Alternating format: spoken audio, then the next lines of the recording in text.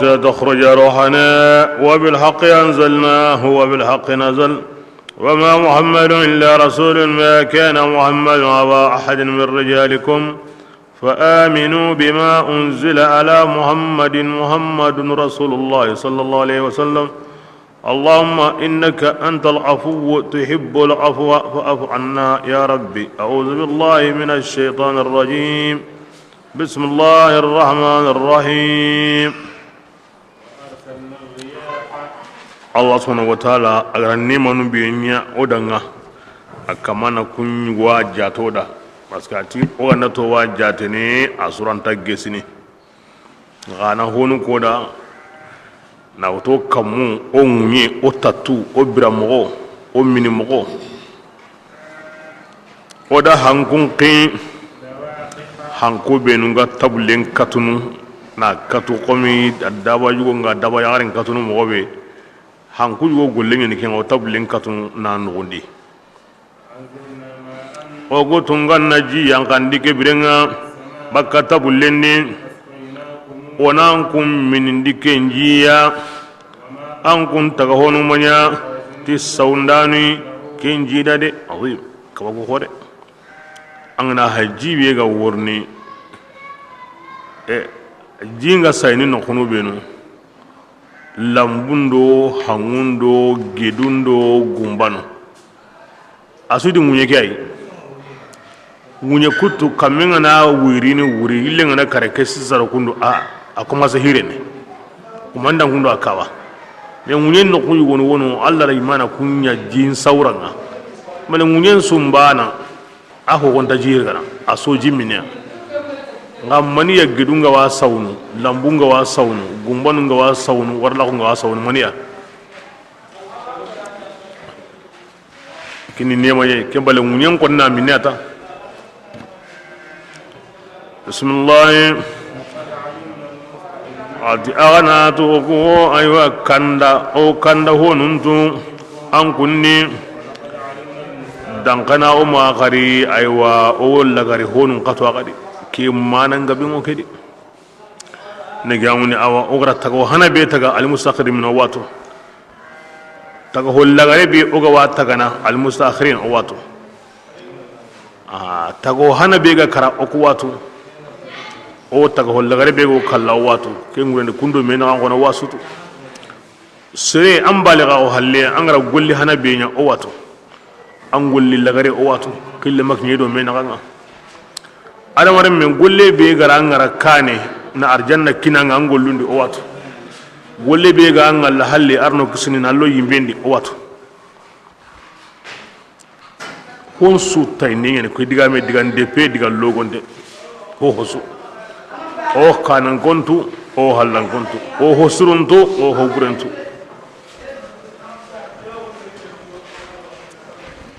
anyi me ma hogani kani hogani khairi kinso al mustaqimundi anyi me ma hogani boni hogani hallan ka ko kinso al mustaqirundi Allah to watu kende an anda ho hanatu na Allah garuto kibira qille makni an gamundi an ganen ko ni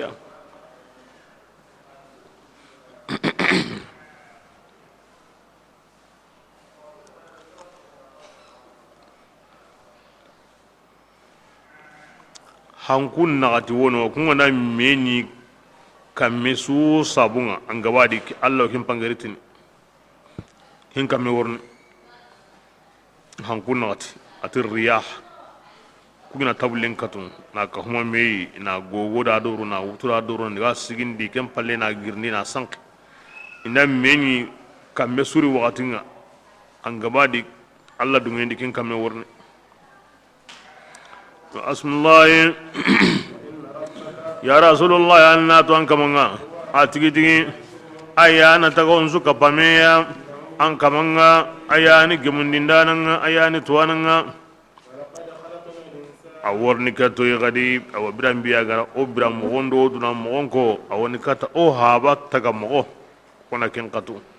كبيرا كباكو أرقوني بيغا واي وانا كنتو ogo tunkan tagandi ada serinne ya kinni hawa adamai ora taga maniya ora taga dati kambugun tenga na ken katta ge baga dati motin tenga ken timen bugundengani min hamain dati binnenga masnunin ken timen bugundenni non tayke seguran ka huma me negamundi na koti aram motindonya nam pina kinna dabari akotinte negamundi hanagate sini am motindo tanagate sini kebirenga na dabari akante saunte ken salsali nganga kata kan ngo baka kyum salsal wa kebirenga kem pala nyun kiladi kame ado tampile sine nondi bismillah atijan nunga oda ken kataga adama taga kane ken tage yimbe tirin tange yimbe kuma khalas de o ken dabar keni po janu ni mania jan hono nati ti iblis yanke ti jinanu so hawane iblis yayi ken tafsir bane hondi ay ti janu nyane shaytanum pawa aha ado jinnanum pawa awa kebirenga anne gamune ti jinnanum pawa ya ton ti janna yoda ko digamu hilli wadi kebda ga ne akay walla silunun kongo en digamu hilli wo yire kala silim bindi iblisa jannu adam iblisa ni shaytanum pawai jannu jinnanum pawan ken haminu ga de shaytanu ya ndagamundi aywa adam ken adamare mum pawai digambani ni lasli ni hilwai adam kenni adamare mum pawai aho sire ada ho bure iblisa kenni jinna num pawai himbe ka to jinna gonde kundunga aho sire na ya islamiya wal ma himbe ya shaytani aso hawane e ku digamu hilyawono digamu kusu isu dalil na qur'ana yayi amma sire toro anna laslin ya sikoi anna nya hilli gananti obugu esanum bunanyari mo bugu sinyari ay ngara kengo bana ngana kahiriga do qur'ana makin goni qur'ana da qul laslin koda ku kana be hayge anti bugo ibulisa di anna qur'ana diga men go koni anti bugu jannundi anna qur'ana diga men go koni nandi kunga yille hoygo na yille kunga mi go ngina kundu angara kenko kenga nam pakar langa do kenni kahira woni parce que angara ayan ko ni katu dron anya kahiringa angara ayan kongo dron anya kahiringa alla gana himbe ko aya na tu ara himbe ko kenyani angara ho ko ni kempalle anya kahiringa yo adiga me gen no gonni sa la alimun famu yenga ni himbe kiniya aram kanne no gonde ti dallu alla farandiga mun no gonde kebirenga mal habinu ngo bakayre famu ngo bakayre ngana bu kenga pelegu ay ken kahira ko adamare min nyi sanum boyne nyi gonge igat menu gatunu itara nyemea ibra mo on takitine kadi ibra hon taga no kari ibra wakatin dangi ibra honu ngonyemene taga honu ngonyemene kyongure himbe gana nyeme kenyile na hoygoy wo nyemene iwo nagasni wo nyemene iwo nagasni ho baki gulenga ho baki darenga wa ho baki yankanga iwo lagarne ga iwo nyemene imi bakki ngure heti hoygoy keyille ke na yille ke alla gara nya ke ay mi sawaba qur'an makin ko ni bismillah ya rasulullah yangenna biren simma an kamanga dali malikanunda atingi allah taala ngeni tagandane hatagangeya nga tagana dati kambugun tenga ngoken tagana baka dati motin dati binnenga ken timem bugun tengani birambe nganda aw ataga yentimandi nga futenni aywa ke hokanteni gillin nyonki senenga akan kenu ki taga hodangani aganya sujudani adangani ala ke akida wala ko tahana nga ati ngorne khalifa dabari wa khalifa ke gira ara ko da anyana moy hunnan be anyana bashar ni ara taga yimme nga anyana himbi ara ken polo ko da hina bo keta ganna ngena mani taga hunnan be gira ati bashar tana me gara ken goda ke ngureni ay ataga yimme ke ken yimme qore ni kisawara ken polo kanda oda qur'ana di ngorni khalifa taga nyende ara kem polako yara koda nanti malika he jinna he taga hondambe be gani atwan bashar kebidenga ara taga mun koni tawran nun kinga ndero nadi kinga ni salsal nyani nga ken salsalo kem bugu maniya se binne motinte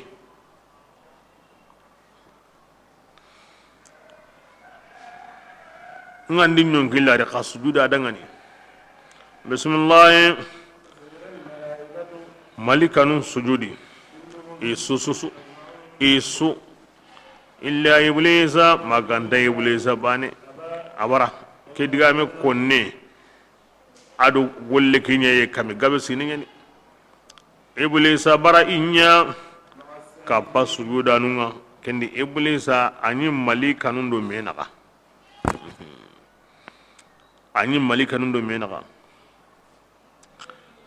parce que illa biha illa iblisa illa ke mani illa ndambe ni arab kanendi buni mure ndiga menyeni nga buni mure ni hilloy mun faslu ngono muttasil ngono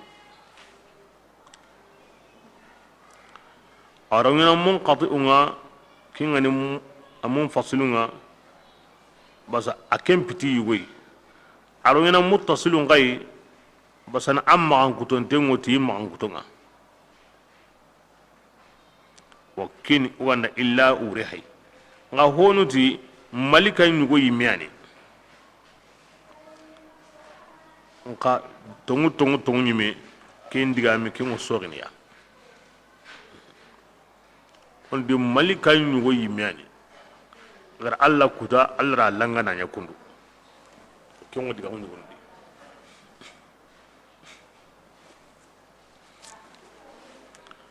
بسم الله قال إبليساتي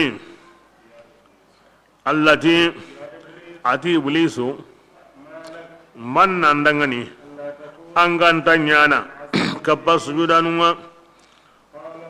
أيوة كبرنا إبليس قاتي الله دغني نكيمانيا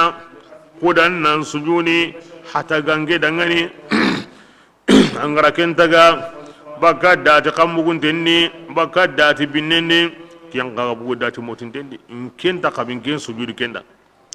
basa man zawda ati ken pasai allati kida kwenta gamaniya min nari samum yimbe kuma be tirentai qurayma kebidenga agemma kennan pasangunta bitemanga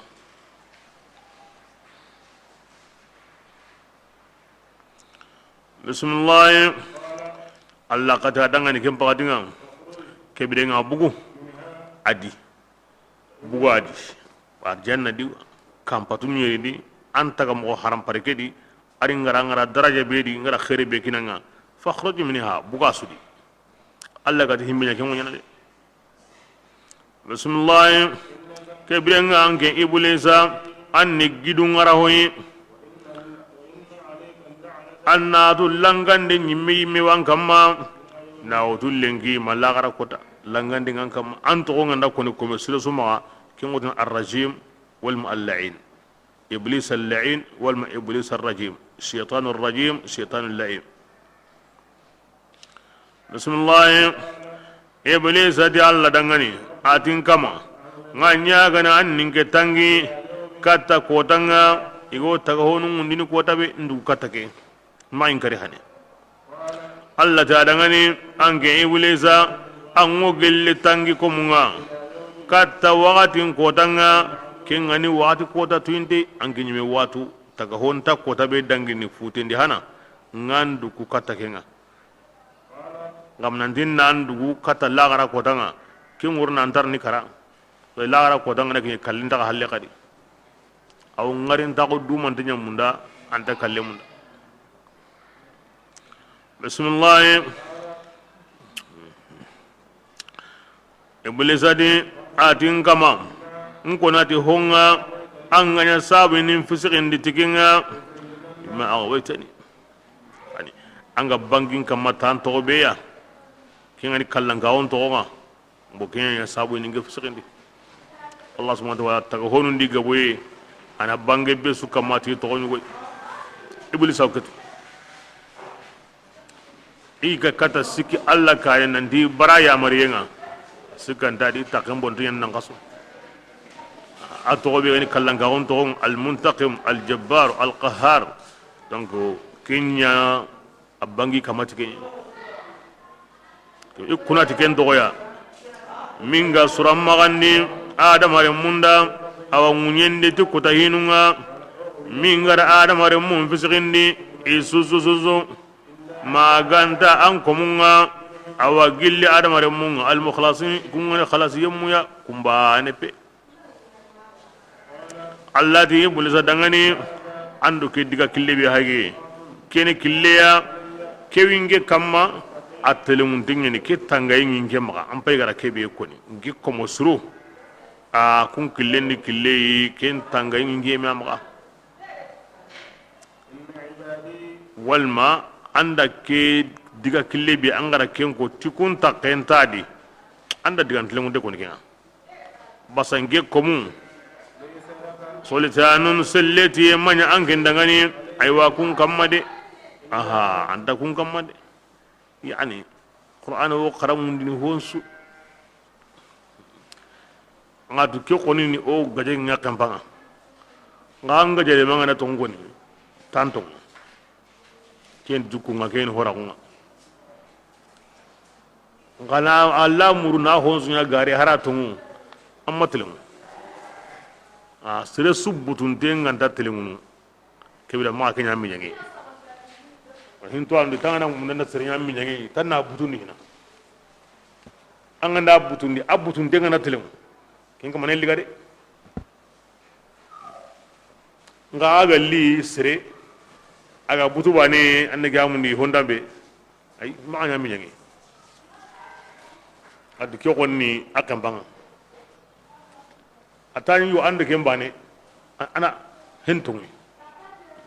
anda tungoni nge komo suru selleti ndanda kunkam kebire nga tungumen tungun sagai anga ndamu na mogomo anga nda ko ni mogomo aga na kahiri nga mogomo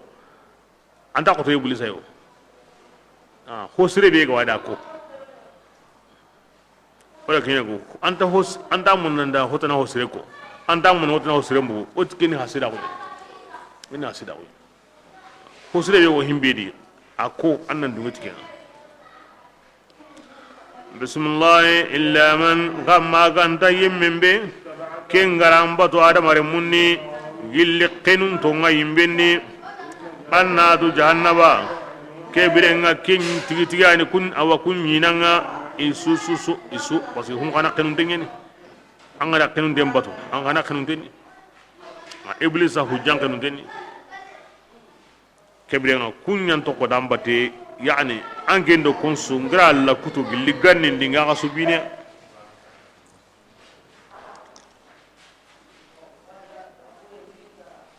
bismillah adi laqunye wo jahannama ya adi bipeo bipe hakke o kenni awa gilli anna gamundi adamare mundo anke nyime ataganen tengiro menaka bipe arjanna khalle daraja jahannama wo munyam batu nyero nimure kebrenga anna gamundi iga nyawo me mobe iwo me wure ke modi isuka mudangenya to on jahannaba kebida islaminu benu ganda Allah kuta Allah gari riga kebida kanjonda nun kitemi kita kunyallonu ikara islamiya awa junubu be garaken kita junubu ke ayaramagu kanjonda nun kite mi kita alla kiti iro yenga kunyorno jahannaba kebrenga kun koni suwala garni baka ba serega karati limanan ka wa bane akamanta dumine yimbendi kebrenga sa awurra digana plus nu nyerian ho gawno haqqe wanda kinnan saranga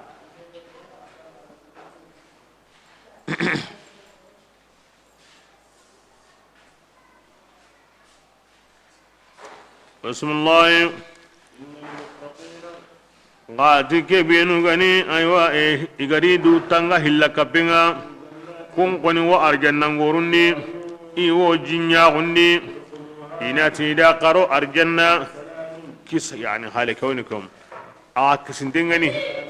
agare duntunga ho gani masiba kalle wate nagasi kontoye nyeme aga kisiken suya o gani masiba ngar nda ko nda kisa suya kibenga wan kisa illengi kumbani wono ay aminin duntenga on kawno hakarata ko bada kisiye nyeni bismillah adi oda hon bosi kengani sondo mundi gilli muninga dunadi moni be ga wido menaga ken oda ken bosi bakadi seredo seren monenta seredo sereno arjanna sereso monentandi aw gilli arjanna dun konu monin bakingidi sikantadi arjanna place mum tabana serebe go arjanna no ayan kantenga ni banen kamundi an ganda bane ke kammu ke kinai awti ayi akalle ke Allah da an kalle ke tuyi men tayimi anna munya ga mbudai na hasida wo na muna wurini atungo alliganai be sukarin tengoti kallenga radiyallahu anhum waradu Allah gar himbe kini himbe andu ngan tengote an karin tengote anya kan har bane kempalle aljanna ya uramal Allah ta qasratu tarf iya ganta ya gar su kini yugo su ikina halle sikandar yugo taban me iya ganta antali daimi moninga buguno bane ke mo nambe yawnyana Allah ko mun gun ngudnadi wo ke mo gori iya ganta sere sukalle dundura go he hasida go he kawa dunga go i wasante ngoti hon Allah gar kenkiniya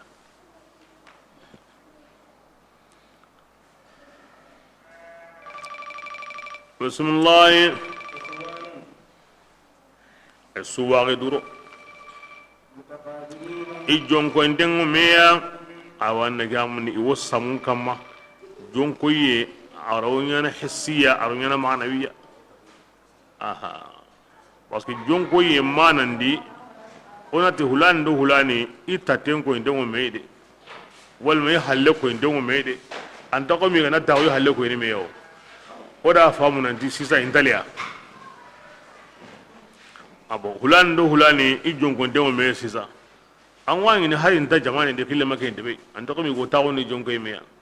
kuma kuma arjanna dun kunun gemmenya kuni monen tiro menaga waga gunya ni kebrenga jonko ye meya harsa aw ke mana ya ko ni bo kenya tiginde ni mo sore dinan tay wo tawo ni jonko meya ya konna lemu mo tawo ni jonko meya ke wonyana anga ni na ta temu me yu anga halla ko ndo me ya ko na la ga arjanna ko ni le ho hontano bana on palle manan kalle aru yara ngalle bana wo kim bana wono arjanna dun kono i sondomen kisintenni sondomen ngatensu sida kuntano dundura kuntano kawa dunga kuntano am pakanta sere kanne ma am butumbuinta sere kanne ma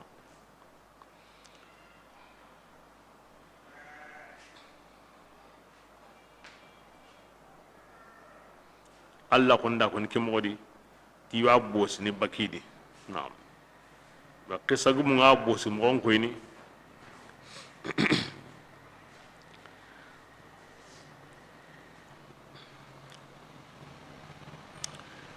ala sururin arjanna dun konu igo taw hobe kama ibn abbas wotini asuni kangenye na genge ti zobar jadinga ado lu'ulunga ado yaqutinga taw hobe gani same be gani a gillingeni na wuto an naga munde sana'a kata jabiya au kembaka andal lunganda na gilondi au gilonu andal lunganda na dehundi au dehunu andal lunganda andu himbe na menyi no kube ken no kusu ago menyi no ampi himbe higa yangan no gondi ken no kusu anga hiwo yangan en kamane no gondi agalle anda kana menyi no kube mo gobe ken ngolunguna kada o ken ngunyana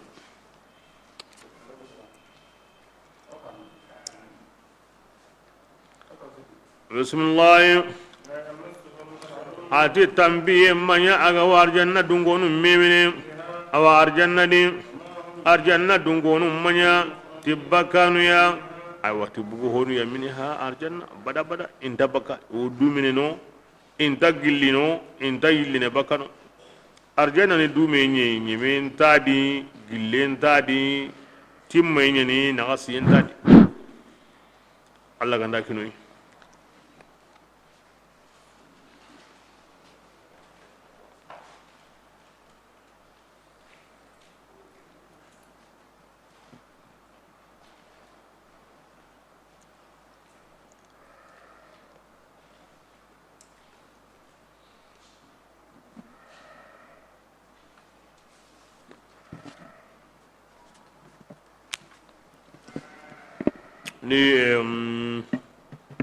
إن المتقين في جنات ودهم من وريد تنغه لك بنا نعم ودكني أرجنا أنا كونو دا سربي غريد تنغه لك بنا حرغنا عند الله كتا basan naga mundi awa awriyani tan serebe gara alla kannen da bari haraga nanya tabane ken wurini alla kannen ni mani fil haqiqa atabane mabbe go hosorno serenda kinni awa shahadatuna yon kama ganta naga mundi aywa alla kuta inni hoy wai aywa serega ndakara na to amatu bi bakai alla kuta yenga ora kota gabe kem pingu alla maga andalu ngada mogobe ananya kem mogodi arigandendo arigambalago walma awa kanjondanu kanjonde ara worno kenyimedi andalu alla da yimi ho hondadi awari junubu kedi mirake aw yahna maga ba allati anagamu ni hillaka pempalle andalu ngede wo yahine wakiani sunnal dun konum mpakarlanga adu jama ngabu hashimi jubai kyan tiqari aw ken ora koni akenni himinu wallatu sunna nga kun qaram ko khore nyugani akendi jaman katimani e kunti seru benu gandi du tanga kutayin suka humantenga de tukunya hini e kunti arjanna loye masabati sereo sere hakendi manganda kutayin sutokono tongu ken diga kille bononte basa qur'ana ga kubenu konni ado kidgame iwo me walla ande bi nyimme nga digamu be konni kenku kendi kunda ke bakarle wo me walla basana angana ko ti kanjonde ana koda anyana kodi junubu yemu nyeni alla ga ta nallu ginda ngoya hene kebira kellu ndo bakano ndahara ndakembe kumbiliya kiblaga wajibin islamin nan to ngondi ti himbe ya kinyani aljanna aywa amare nakamo amare ne ya serenga ndakara na to aw alla bani na wundi kan kannen kam la ilaha illa allah muhammadur rasulullah an ndakara na kin to kan sundu mendi kebiren arjanna rawnya na boy koy har gindai ando duna giden su me junubu gandakara aha parce que a koniti limanan ka hongal logo mo anga walli kebir awalle ni mani an mutu gane tay anna tugati kenga ari logo yesu nan to jahannama ba kenta gana de aha misqala zarratin khairan yarahu misqala zarratin sharran yarahu aga logo alla gama ya hama agralliga aywa limanan ka kun kahana gallo agana tina an tugate kello tugane yimbendi nda tugane yimbendi de yo kiani haqiqa nga kiani sunna dungono isqadinga awajibin annan to ngondi tege kiado aya no mekitana ado anna kamun Allah pande mo mekitana yon ka kenna maga seren sagondi de Allahu akbar jahannama sekon bane la yazbillah kenga na buno yime arjanna ka martaban tabana de ay on tabana arjanna place on tabana a hayta ango de bebedi ango de bebedi de ben kunda on tabana de ben ka on tabana indan tirni amba kamin na ngande ben konni ango bakanu ni nga ango no ko be ango kentu inda ke qatirna anda kende bi bane koni aw asun de ben to gonye de nga anta bana de o kinni alla gamal liga anda qusangara arjanna di arjanna kon de ben to gon kangulle aha kenya o kinanga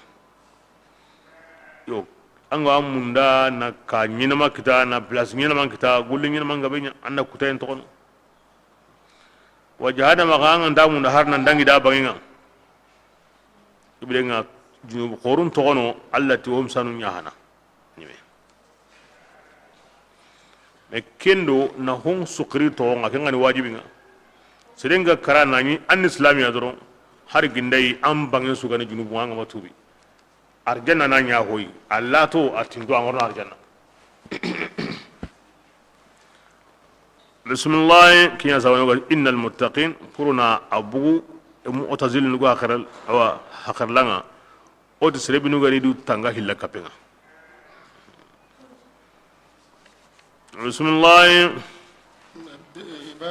ya rasulullah ankin ningikum khibari nan dinga allah taala nge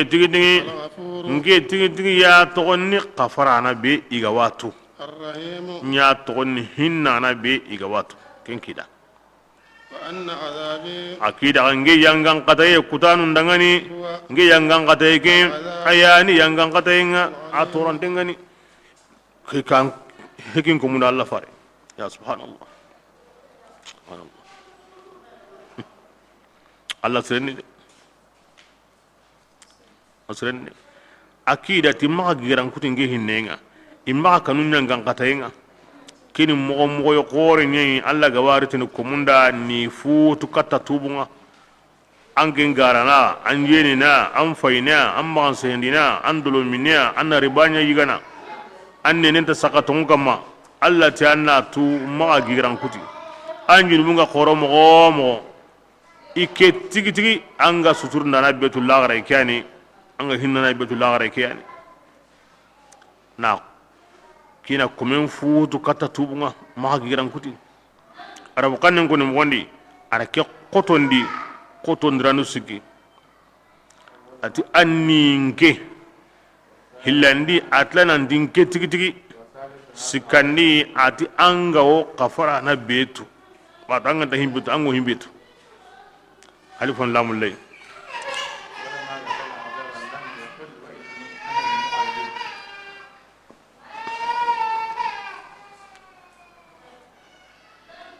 mobira kebe aga kinye anna gawundi yangangata yankallenga ama ko ni ke kuni mo nirde amati akoko munda inni ana al mu'azzib ay ama ko ke mo de takidan ke tigi yani igo yangangata na betu ama ko ni ke mo de basara kuni gamo ati nke yangangata huwa yangangata ke ara yangangata ga monko nga ike ga wadi mowe amake mo ko keni digame be go konni ti allah hinne nga butu yan kelebunu ken digame awren ki awreni kutanan kutay nga mo ma allah hinne la tondi duya kutana jonkoy an kama allah annan tubi annan sagi katay anna tu ayatonni qafarana ayatonni hinana kyongureni kominga ndanya mo timmagan kuto gabe wadi himbenu sirega he asu banen mu alla butundini ango garana ango fayni ango jenini ango magansehendini ango dolomini kesu banen mu alla butundini nga hinne bane dron kellaw kesuya alla magan kuto bane ti hinne nga aro kesuya kinya wurenni awanke hinne kendim butu yan kalebu a jukku buren gabe nga wandi asu banen mu alla butundini kewira hinne bane dron kellaw ken suka homantenga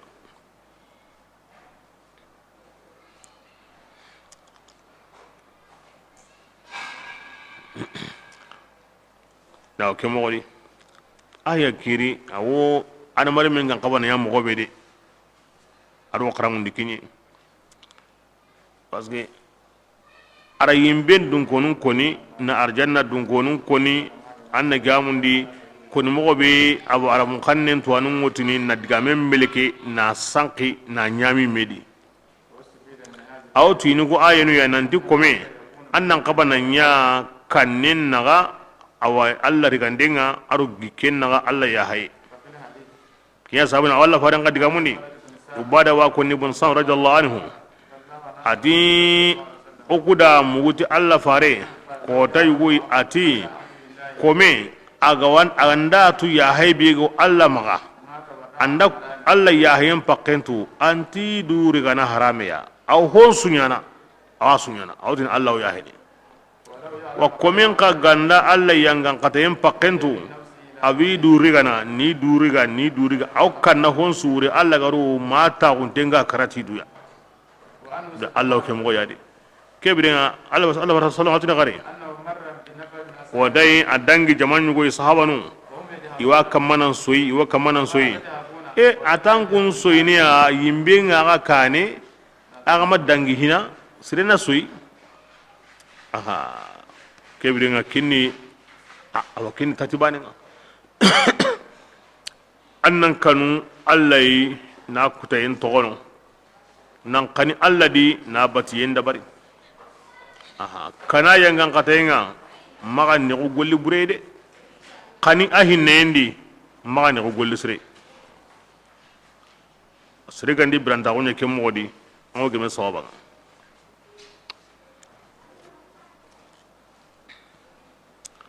bismillah ya rasulullah inkum khibari baka ibrahim kun ka hana khibari ngade aha maskan ni gam ni ke sura allah sallallahu alaihi wasallam a an min mawun sabatiye kinya wo sura kidi ara kem pula sabatin ni hina kem palle arita allah bani na kun khibari nga kem palle arita adama taga mo nga aro himbe ga jongini kenga kem palle wulalingin tondo kala majigino ar kum mo koni wa kem palle anna gamundi awa aworni ti keta awa qisanu gonuma tagasanuna tagasi ara jaba ibrahim adi mukunga kem palle lutu worni shuaibu worni salihu worni anti diga men gilondini himbe ga dangi hudu sorandi kunnan gilai asa on don kem wodi bismillah kumuku oti malika numini wala khibaran ko nan dangi honu to sikko tamdo hillo tamdo sikko wa hakada ayamo ko ni malika jibril ko ni wadi bismillah izbiranyani mukku garo nabillahi ibrahim kamma eti ibrahim dangani awa kisiye aw aya bayan de qala salam aqad kisiye wa kamma ibrahim ati dangani okun okuni kannani an kungade qalu o kana gaide e on taqatu ura yigandin kina gai akan takuna yiga eti ibrahim dangani maga kanu anna to oku o anya galindini tillen goya kinni to ana kore dungui wala ko an gamunati re yagare nya galindi ibrahim nya galindin mu yagare kinya galiyen no gondi yagare mi sikka ni khirimana bila kebe agara luti halaki mugo asoi kibrin ra nya galindi bismillah ati dangani an kunnin nya galindi tilemmenga nan ka hukum krisaon dinge meme nan ka hukum nya krise ngina lemme kita to bashirun an nya galindi timani an ngataro kendi yimme ko ngena gammo yu khasuru ya garin qasi bismillah eti ibrahim dangani o ayi gara nyagalindi ti tongunyede ya sedi maganya gille gigaran kuti yemunga komen maga gigaran kuti de atiyan ni gamundi awa ibrahim ati dangani ko banin awa sresun da gigaran kuti ni gille e kaman pinnainga maganta kafirinu tadalluni ya wira kafirinu qala malika wa ati malika nun dangani kabi mannan kun ka hincanenga ya malikan faruku iti ibrahim dangani annatu oku ide okuqi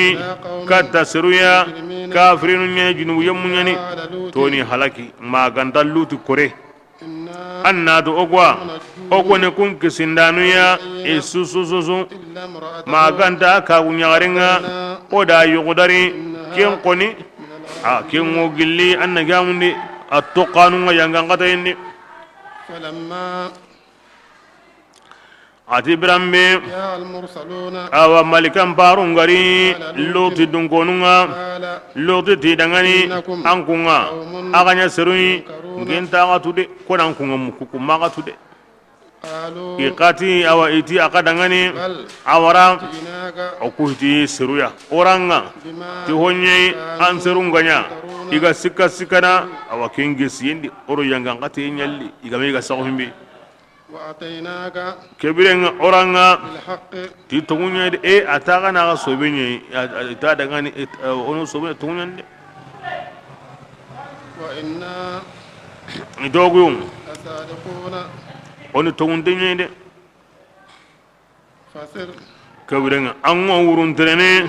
tan dungonunga kutuye nyugoya awa gilli wurondi yani wuron nyugo gandaro na yille makare andan surunna ngiri kana nan pakati anyi men mbati di halle iwaran kane annan tere di halle ma wari kane de ma wari nagandi iwaran kane annan tere di halle kinni ku hana gallinga and minmeso ke fare su surun ndai halakini ko kisindo mo yugo an konni kenda tigenda kenda bari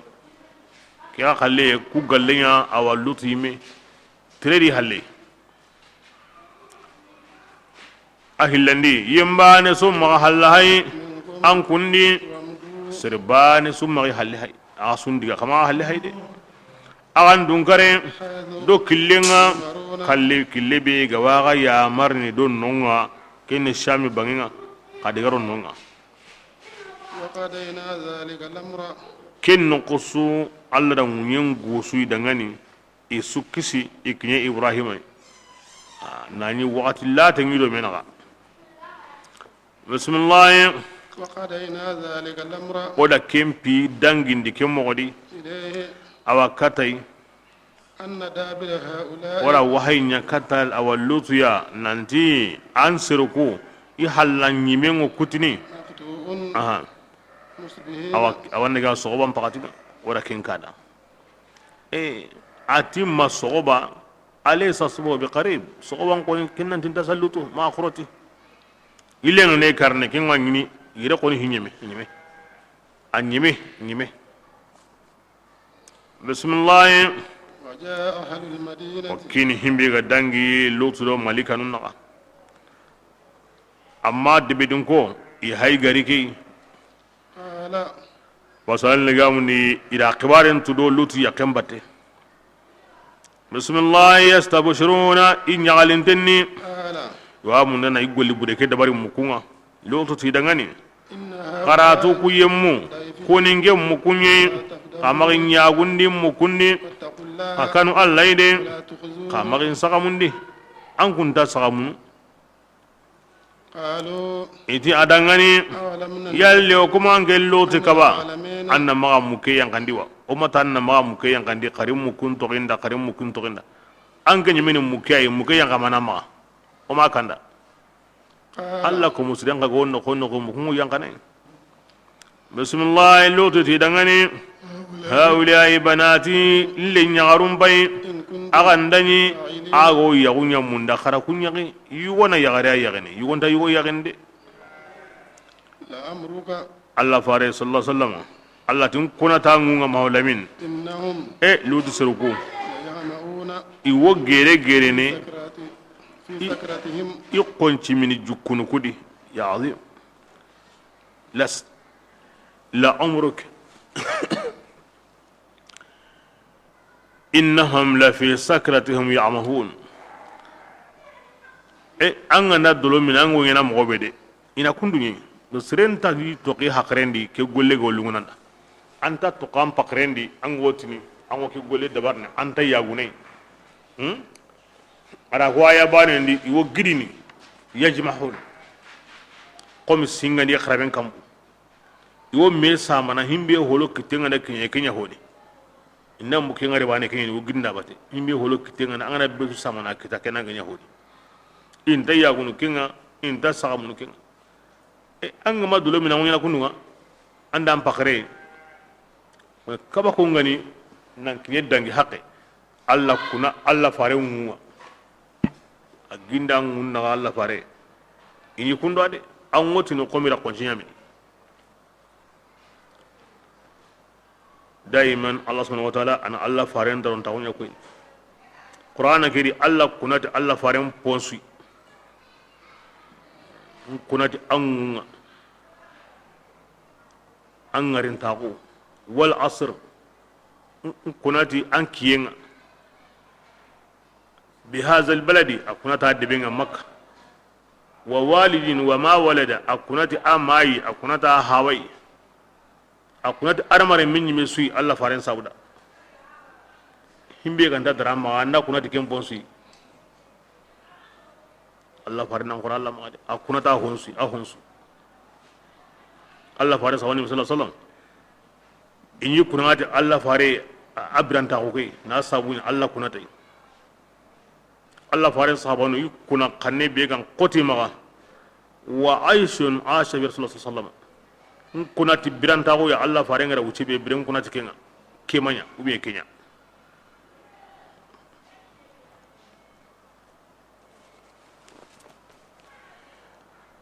kinya sabuni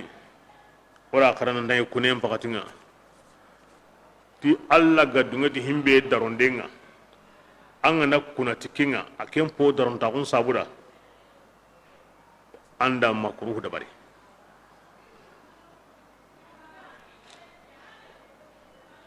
parce que sahaban yi kuna na ti Allah farin garin takwa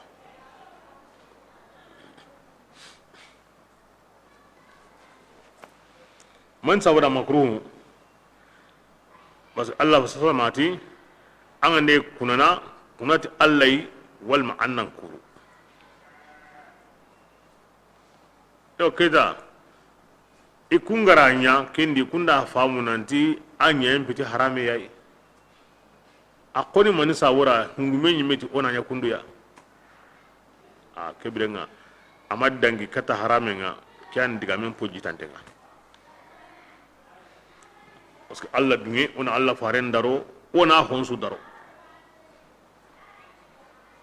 angar ndaw ke wuce ay meti kinyam pasu qarne suka mantenga duna tagenda gille angana tawni kamesine ike gari kamesine bede ayam pasu asuka mantenga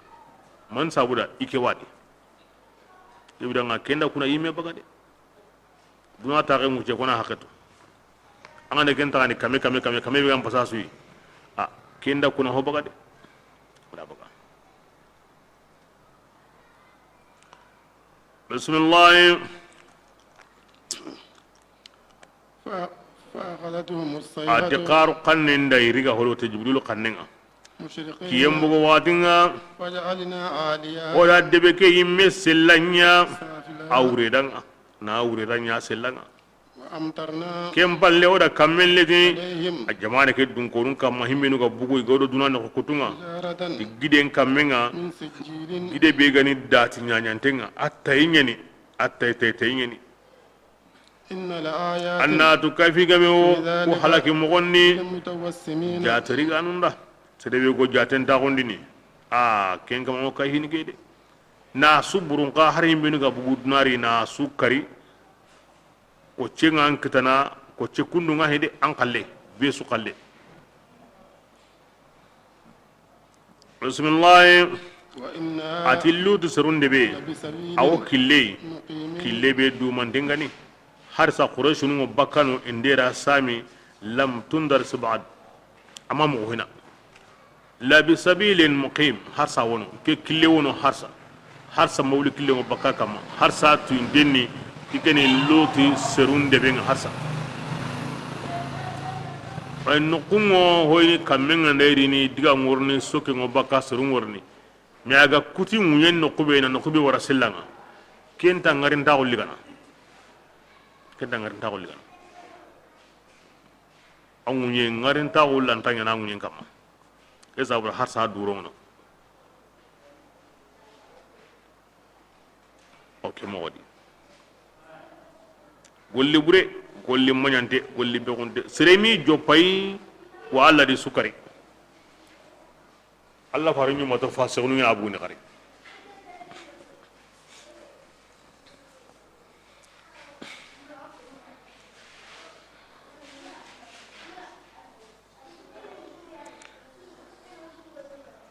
in sauda an garnyu ngenda abu ne in sauda ibatin yuno a kuren ga maharsa an garnyu ya ngenda abu ne in sauda ora kar ayandi ta kamanu igara himbe nyi ya ko chekiyeke tantalla to Allah ma har sai na yakun ade mudan siren kanu junubun suya kare kare ma lutugan kawo annan kanai kan ta hunye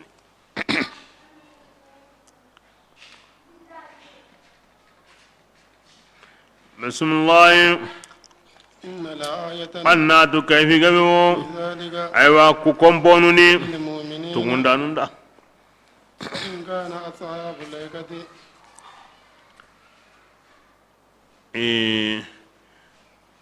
diga min ke nogondi harun do ibrahima sehelle mago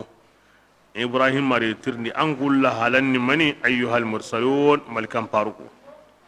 ete ibrahima dangani ido ko harinago katta sirunyu gwayi yo golli bure nyana kahirnu nyoni lutu seru toni halaki nka lutu korentadi nka ayyaken ka hana wadi bollutu kore be gantadi inna lamunajjuhum ajmain inna annatu oku ira kona kotondi lamunajjuhum na lamuliti akkoni mo ke akam pankien koni mo gonsuya arab kanin koni mo gondi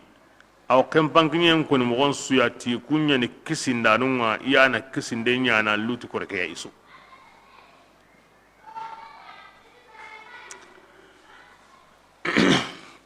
القرآن أنا أقرأ نو سيرين هنو مغون كواي ملكا نميني ملكا نمي الله ري مغان كتو آيا أمبون آيا باني أتي الله كم قرونيني لا يعصون الله ما أمرهم إن الله كتنهون الله غير يامركينا أتي ويفعلون ما يؤمرون إني ورحيم بي إنكينا ara konno kungo ti malika num be gan qora alla ma kungo sugudin alla da kinwa kunin qora alla ma sehenyu go dangi malika nundo alla ko mesren na khalilullah ibrahim aw ken diga mini malika nunti o kuni kisindanunga lutu serunga yani malika nunga himbe ke wala kentu inta alla kutana intarna gaccedi himbe gan kabanan ko yo kentu jukundi iwa konni himbe gan takabanan ko iwatu jukundi iwa konni kunya haygari i meddambi katta taga honu nyugo kisinde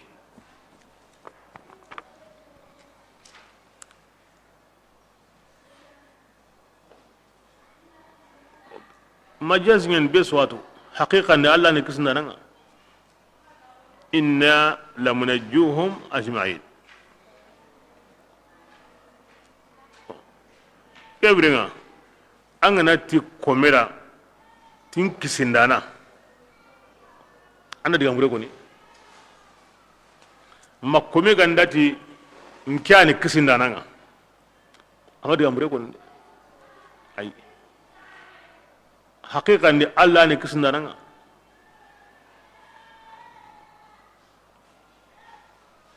shego nga konni shego abul qadri awa konni ti ikani al-ghaus ikani wurgi hawanda danga sufi gangun kitabun di an na mu dron al-ghaus al-kabir wal al-ghaus al-akbar iworo Sheikh Abdul Qadir al-Jilani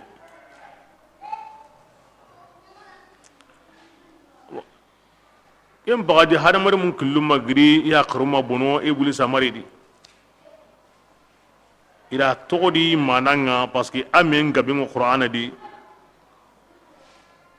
koy ki hay way no ko be sisa Sheikh Abdul Qadir al-Jilani la muren bidi kisiyengi ki ma maga Allah taqenta di la Allah muren bidi ki malika nu ngari du qiri mo be woni kisnda nu ngadi akana woro kemenye Abdul Qadir Jilani ashe gabe wono asuge gabe wono Allah konne Allah ko musulun konne anda ken wore antini anda gamundi ana dimentimi ke bane wa sujabini inna lamunajjuhum ajmain ke digame bane wo asujabini anda ho ki dura ke digame bane asujabini agatini ho ya antake bane baka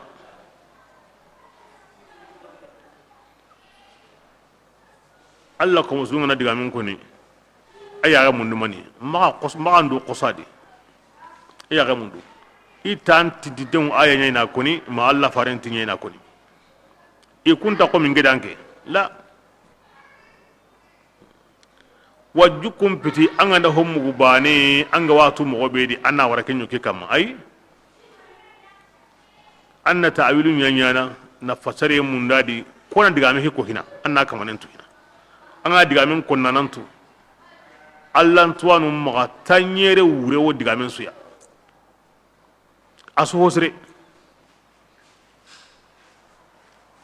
anta kontono wara yo kisre kendi anga ma awar kendi wakati kebe nga annati ngenta ketu kinga ini anda kono nanto hina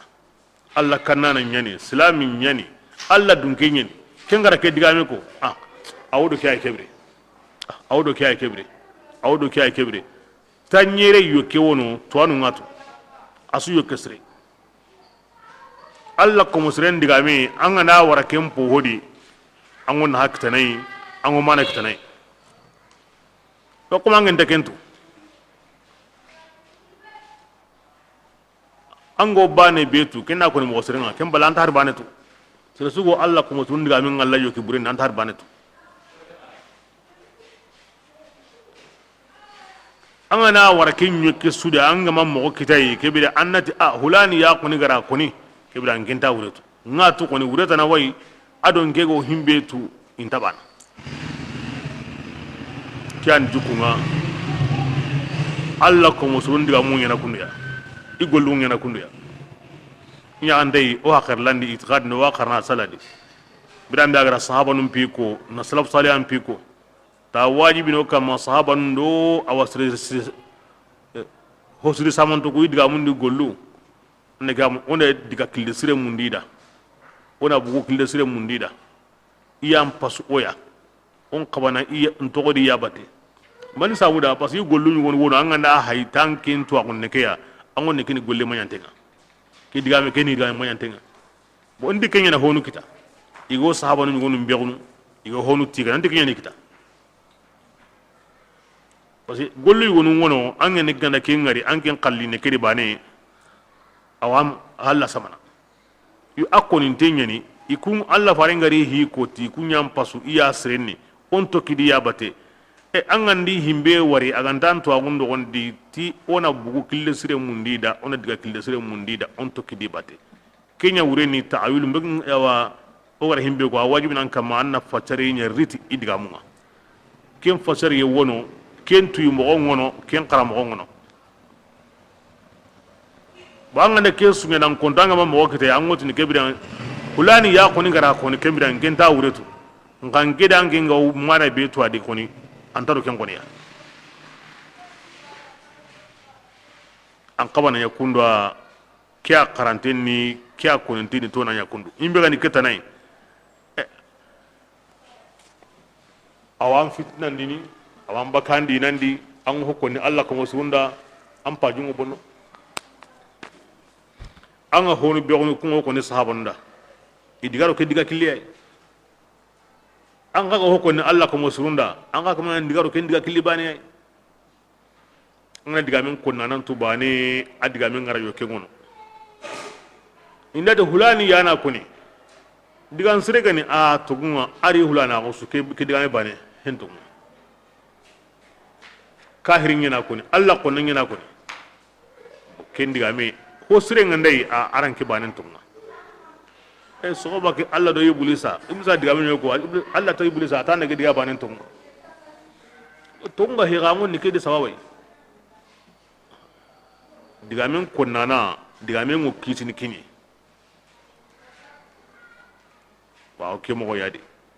ben Abdul Qadir qir nan de ko addigante ni golli bure he diga bure he kola ni jamane ke an anda sere su to mo di gawsu Cheikh Abdul Qadir to rani ala gawsu kontingeni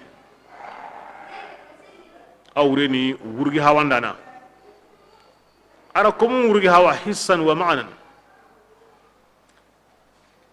an gana tokki da bate an duna wasurono Allah gara wasurono agara wasiqannu be kini ya gulam ya gulam ya gulam awa binden kitabe ngono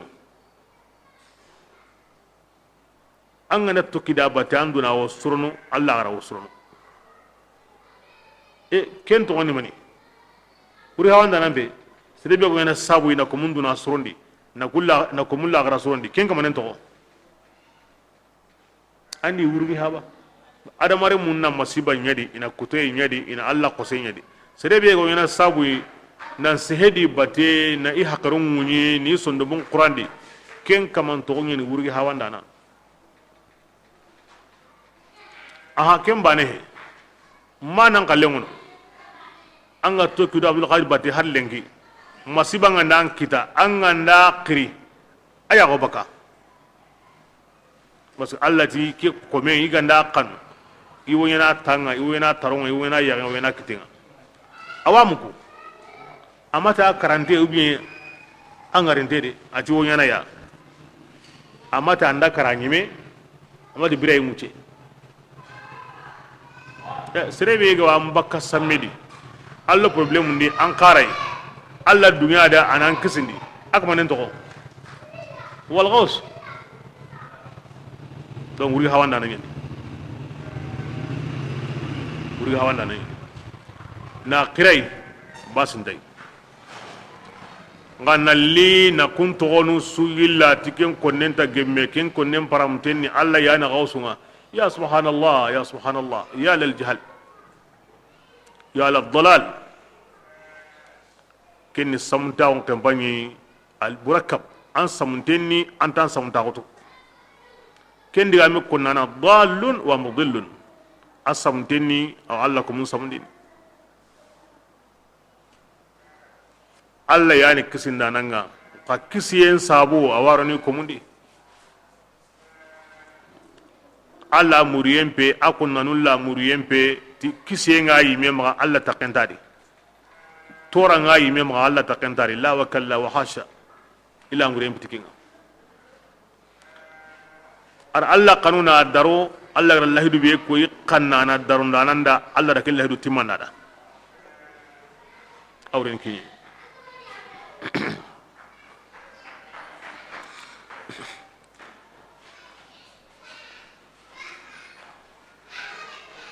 inna lamunajjuhum ajma'in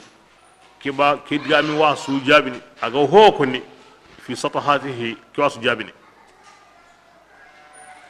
ngehiti qadiriya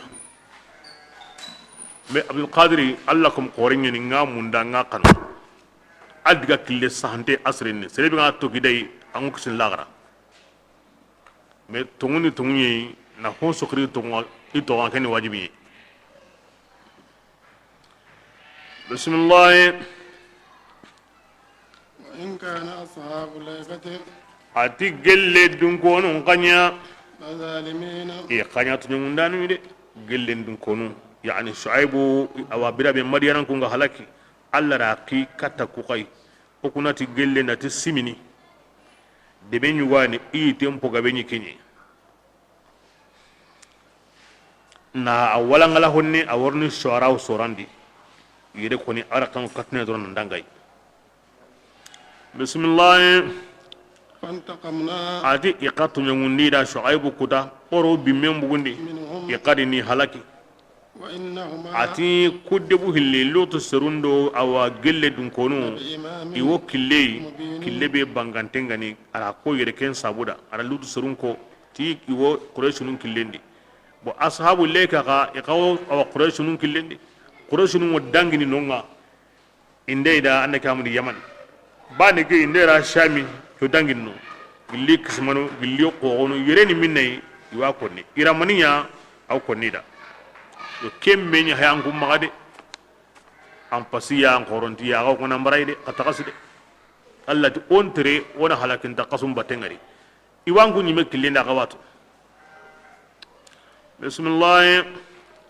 ولقد كذب أصحاب hijirin gonga kutanni المرسلين kifarunga kenni samuduran konga hijiri warala kanyugani aw madinaro shaminaka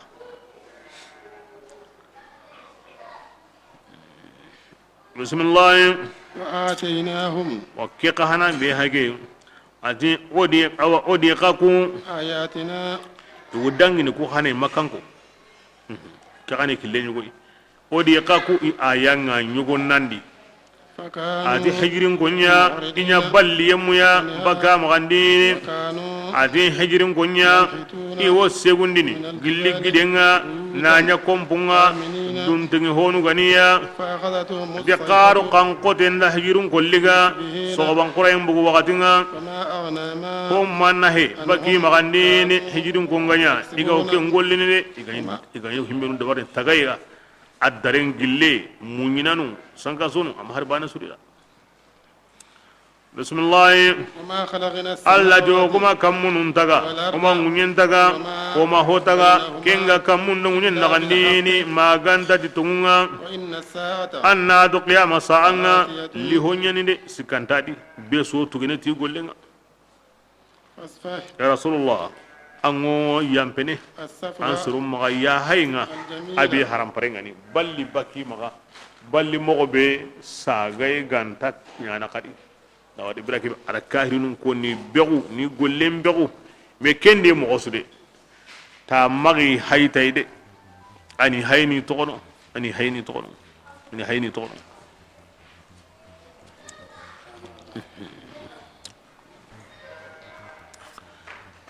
annanya he imbi garan toro junubu yemme musala hanyada Allah farani kem modi aga wido Allah be na ari koni begu bo ken sharia mo asay kata mani al haqiq kibira hinni kama fasifahi safha al jamil ke koni ko Allah fare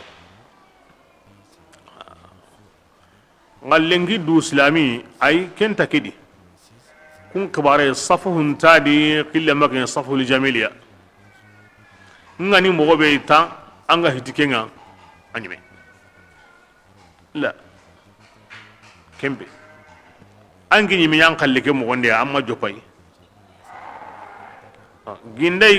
katam laga nyai awa igaran kari amma nyana ide kebren alla gara kem mo sire nyankenda anna here yana kutunga alla tini kri ndi mo sire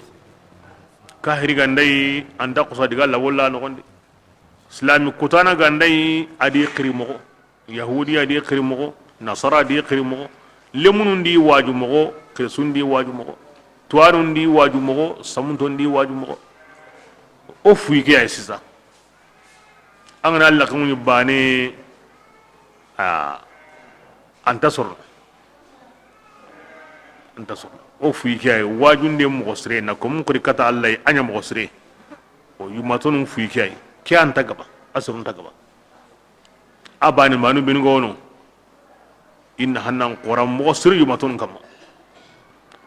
o fu ke arno gmin soba bismillah إن ربك ya rasulullah ya kamanga atigi ayani takandanyanga ayani honsu tuwananga ولقد خلاق. آتيناك ya rasulullah ya danku nyeruya gilli hillo honunga oda qur'ana kinanga kengani qur'ana qore nyimi لا تمد ya rasulullah ma bambandi anya gum billiya kata hoy o garan tana daga mundi kenga awati andi daga men noni gabenga منهم gilli awa gilli kafirunga ولا تحزن ya rasulullah ma suno de ikamade nanti gama tongondi ma suno allah mi taga kanema واخفض جناحك ga annan an kampe mogo awa tongunda nunda وقل annanti nke mawlamini nke tigi anga gongondana betun kiyani de maho mugondi de ngongonde bangantenni de maho mugondi de inni ana nazir ngani gongondana ngange tigi anga gongondana betu aganda ho mugondi ni hallankonga aganda himbe wari aganda himbe to ho bure awaya ga konni akida tanke nyani kenga de into kidambate de a abanganten kan de anta konni nar nyam konni mo goda ganda famni ken bitanga de ki konni da aha legamuni Allah wa nya mari hiddantan ni kudigamudi yampe annam balli baka hobren tugarum ma balli mo haram pare ya ha mo haram pare ikani tagandana nyangi ngi honsu tagana lengi ho wan konni iwa kamanen sondo men ngilla na kumana wan kanun ho wallo kono lengi kumani kinga ndaro kinga dangi adan ne gamudi maga nyaare mbamba o gara daga me be kini alla konnenga kahiringa maga nyaare mbugondi do kembati alla fare kempalle ati kahirun islama ko balago maga sunu kendi alla anke ndabbe sunu islami nka kenta yana de alla fare nka kere yemaga ama mungu islaminu mu'minanu atanna campagne yankandi kunda Allah besu waliyo kenyedi kahirun qalle ada kenko an kapan himbe nyakunda amma mu'minanu khafdul janah sigi sun to ngangure keni digan konintenye wure qore nyawai selin yagare anda tampille kara aso to kuna kambe ngure anda kabbe tamu ya kambe karaga kambe sikoyi yo gimai ayu baka meri ni intem bugo meri na bugo meri so to kana wure kebira ken silinga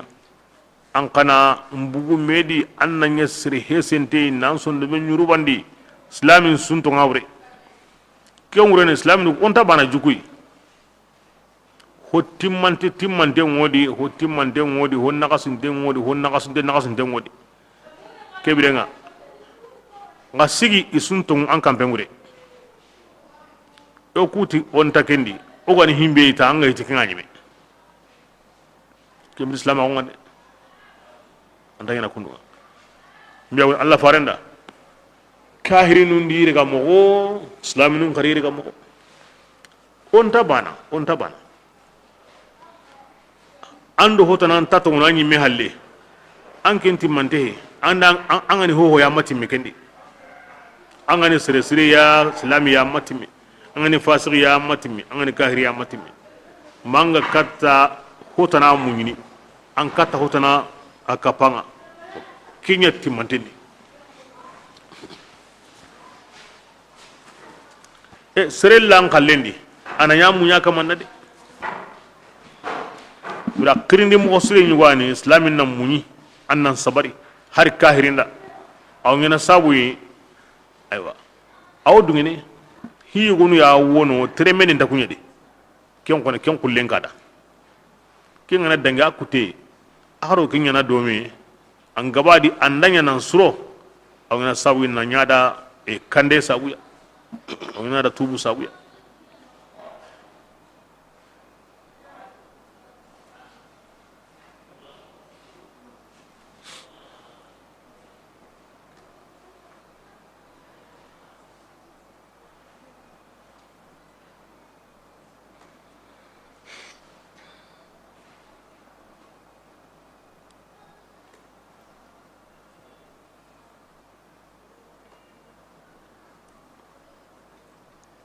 agara ku qore be kin Allah farenga arqam ko tene kin ngani awa qur'anai ado fatiha kiyanga sabu ko de madina aywa setu nyeri baka busra ado azraat asunya ko tabane kin sawiya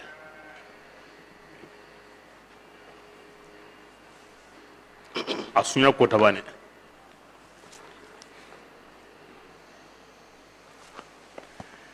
ido telli agabe ido juralli agabe ido bagin gabelli ido timasren gabelli ido dakbanan pon gabelli duna ani mo gadi ken ko danga islamin di Allah fare ke ganyano ku kallenga sa wona nafa Allah killendi donc ayan nyangati Allah fare ora al-fatiha kinanga na qur'ana kinanga awrena maniya woda ayanu nyeri kina gai kinnan pasangunta ke setu nyeriya qafla mo ko mi lengi yanga di to conteneur nu nyeri ke ngorenga benni de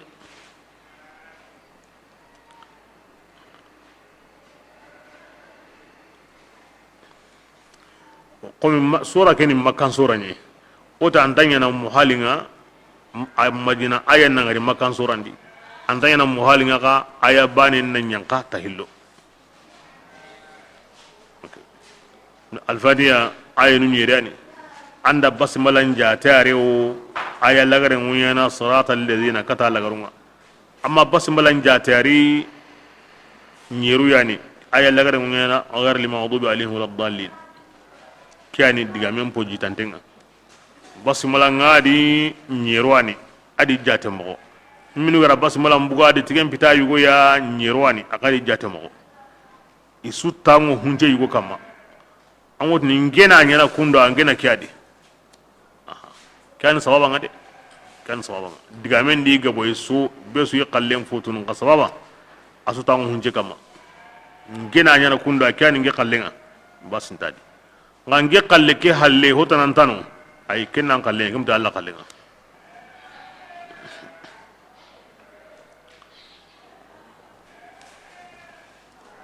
manni qur'ana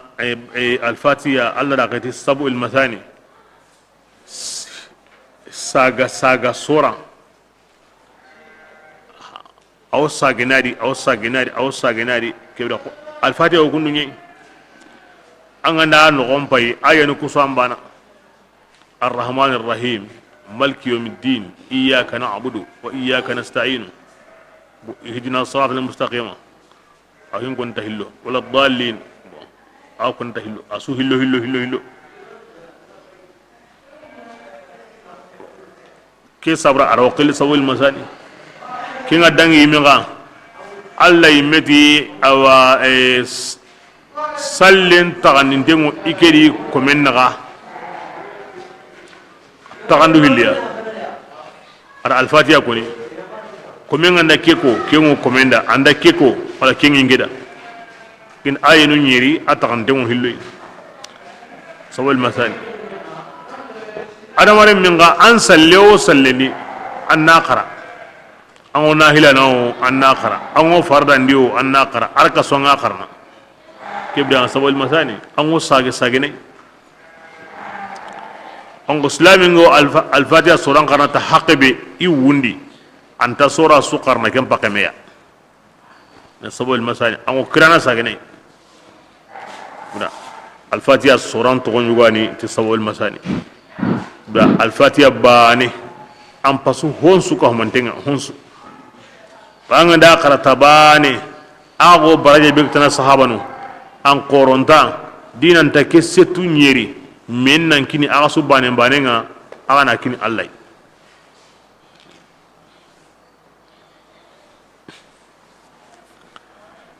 awreni honti maganga wa kini Allah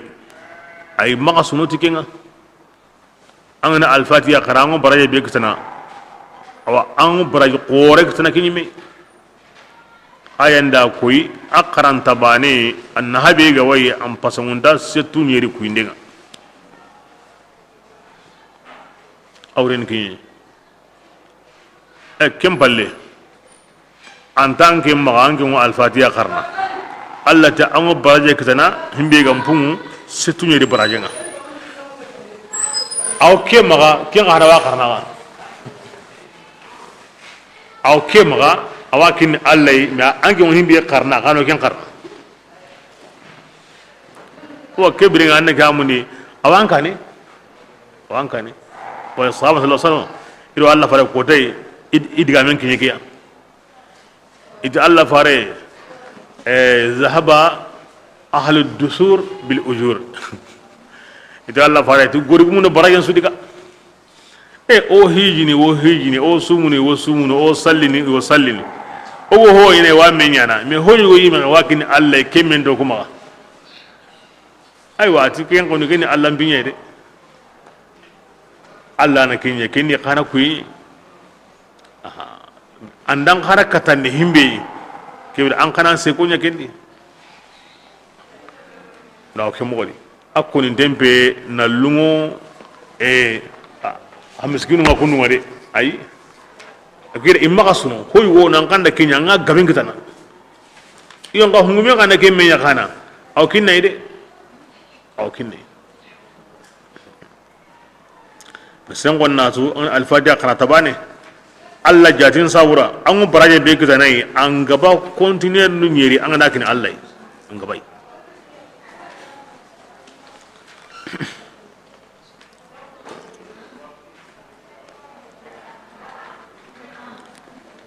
ina wata Allah farin da maganya ran bugundi di kallukuya kafirun kalle na'am diga men jon gogo Allah fare ngandro Allah fare ngari awro yu matunu ni Allah fare nyaare mabudu harbane Allah gar himbe kine daiman awasati ken ibrahim mato maganya ran bugundo kafirin kuyenga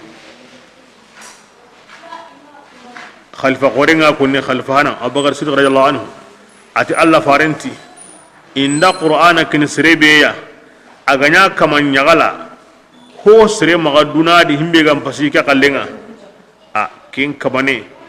anne ho qoreya kin qur'ana ke bi Allah gara kinanga anda ho qore daro anda ho tuguna ni ne daro kin ngani anya ga budu himbe kin ga qur'ana on kyo konni awasirunda sirubinu kana gullenga ne karamunde qur'anan karamu gonu dinan karamu gonu kyo konni kun kada qur'anan karlemu shari'an karlemu kyo konni kun kada o bakar ti Allah farenti Allah ganda qur'ana kin sirebeya aganya kaman nyagala ti Allah ra hokini sire duna di himbe gam pasi kallenga anne go hokore be Allah gara kinanga anne ko kinga anda hutuguna ninni anda ken darondi kinga qur'ana tanai idanga be sudi kuyenyen Allah maga ngana himbe kinanga de yo kebe ga kanda wara kendi mani kego himbe nyana ti kallege lagara aw himbe sornada an kana kallo kembe sornada akalle kego himbe sornada dunadi an kana kalle kego kembe sornada dunadi manna be su tampindi an ya kan tan kuyenga an ga ban kuyenga ribane ayo kenga le gambo kyani nge kallenga Allah ra kya kininge kebirenga atinna wara kiyo kyadi anna wara kendi an na wara kendi bane awanduna suruno awalla gara suruno besuru kuyeni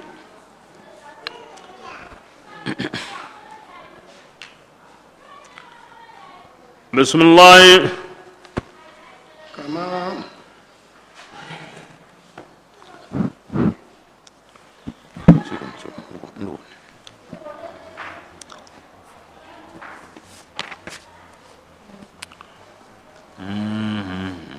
adik wayan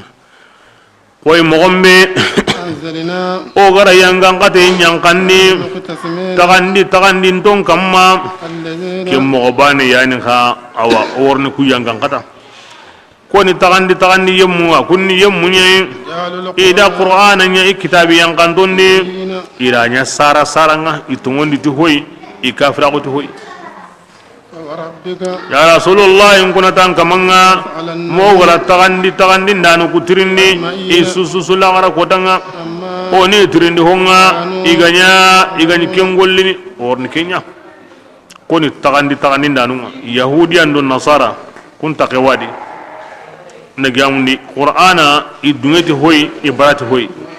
allati la gara ngi tirndi koni tagandi ndanu ke kota makka parce que alla faren pi ga bondi mo ila suyugo heren kutu ila sukutu makani dibai wakati mukungorni hijum pakatindo ime wakati la kutunto iti higa ay mowe ari suru ku graw sehinga mowe ni ne ngali mowe ma here kutu a awna gollenga jamanga ndari diga mukundari en kolandi gollengo bonno ila mengalenda bari makanko nan gimadi aywa annaga mun surutta midotum ikana ga qoreni walid ibn maghiray bo makka killi qorundo bulontongu benu gono ken ko danga killi qorundo bulontongu tamudo tumani aywa hulani an kunna ndigaro ke kille hulani an kunna ndigaro ke kille anda mukebe wari ana se halemma ko katablaga kinye awa wotini mani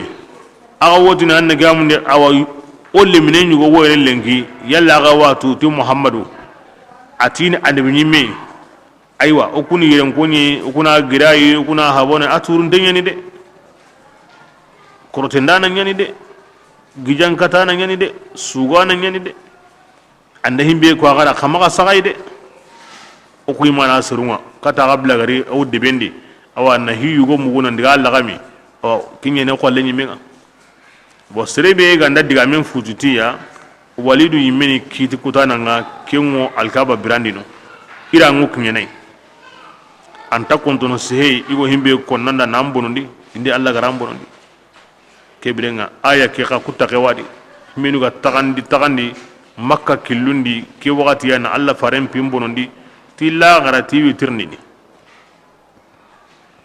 aya ngu yankana sabu nyuga kamma ngairan kampe aw hinna khirini sero gem kannengani ono tanta o kitungu rakenga umma sigi kitungu pui ona bonondi sero maga ken su takengo ke ayadi sero ambane wa nyano a grupu nyani aga tonge nyani aga jamaiya nyani aga golle nyani ona tongu nyugo ona heri nya maga bange ona kitungu mugondi aga qilli al muqtasimin la gara go tirndini kebira ngasren kanu ke ngurede bismillah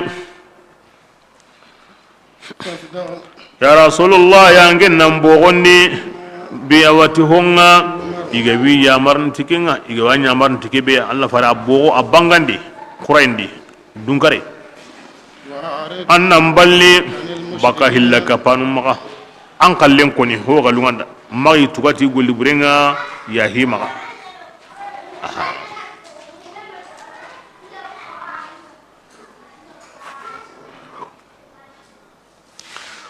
ay him pagati alla farani ko mun killikata alla anya mugondi ni bitedi himbe ganda salama wa awtinanda awanna ka mundi maga bangi tayde am an kalle ke mulini ya kemballe wan jarabini ke aya ga yanga wakati ke besa ke birenga kendi akona bangandi himbe na salama wa khana an islam wa bangandi parce que jingoro ngola mbendi honni honna ni hinsu ya kana hikima o yimmeti bambaran de ko sa dugule de be quoi kedi ngo kannanta bana ay hinda bari mo nyawno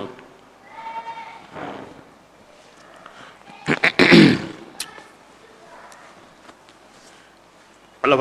sallallahu alaihi ista'inu ala qada'i hawaijikum bil kitman qaraga du dema ti aga haju jarenga ti mugundenga qaraga du jara ta aga haju jarenga ti mugundenga ngamu nan pa yunan jare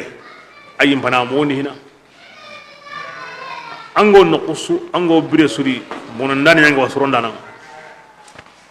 andam mugi kata bar hanka kita asuren dalle to langa munam paju nan suro amugundi islam ago be mi hayadi ajjo pa wakati amwa Allah farinya mugundi ni ay surun qillina mugundi an ana islam awat nan na mugundi honne ani ke suni qirni mo ke suni hikma nga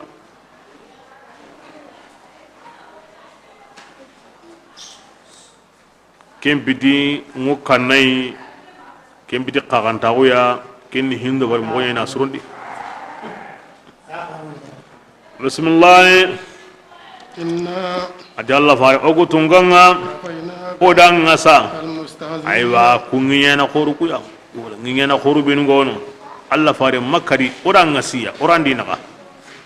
الذين ati kuni yemmunye يجعلون إلى inyanten wana kamaniya kapallai kingani kamane tanai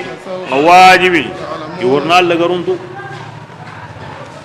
Allah sallallahu alaihi wasallam kodai kusuro dantan arihi ko malika jibril la ati jibril ati kuin torono de sere dantan wani walid wari ibn mughira asib ibn wa'il uday ibn qais aswad ibn al-muttalab aswad bin abdul yaghis ati kuin toron de kayin su kuin toron nga ku a ku toron nan korin kamade to ayalli maga mugundi akona bangandi inna kafaina kal mustahzi kungiya na qurbi haki kebide nganda ngasiya Allah gara kengo ko men bakende bana manyime igga benni de mara ko jate kimballe abu lahabi wono adi yaqe aywa are menguno abu jahali wono ngara ko jate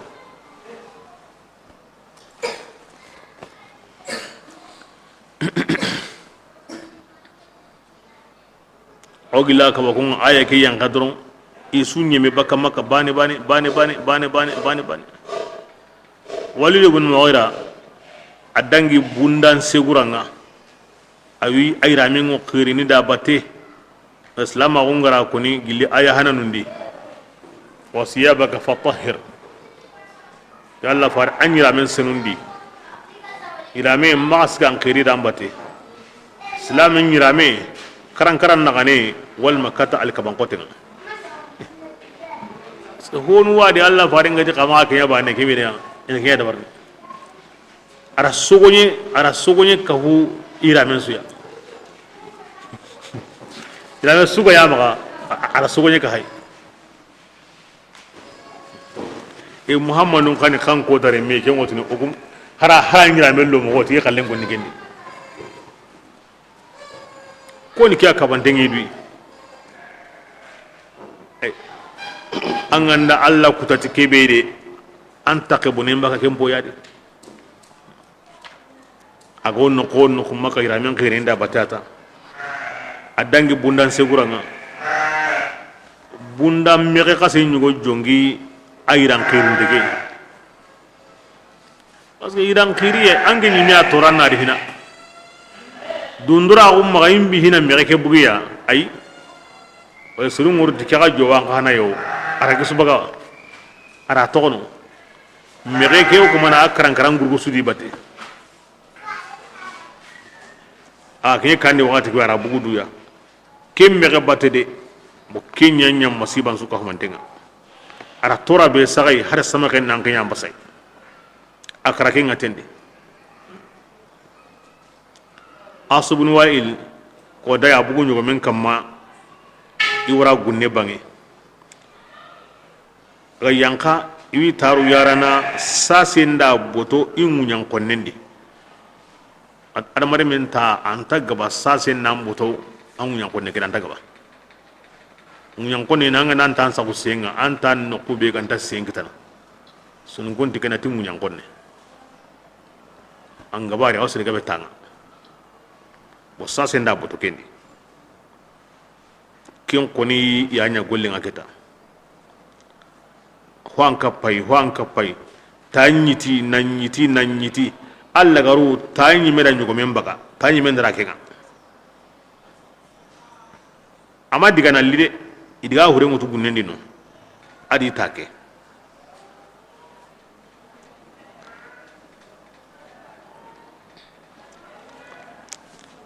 odayi bun qais meken sababa kin harsu bun qais yayi kin ni sikandinga kin kahana watin goda kita jingo bakadu anno kunsi motendo hore aw bakada no gunenga aw bakada rakenga aw bakada yagenga aw bakada no kunsu ya bote suga way motondo hore mo bakadai ken ate mi amema hore makahina ucinne bane akara aswar ibn al-muttalab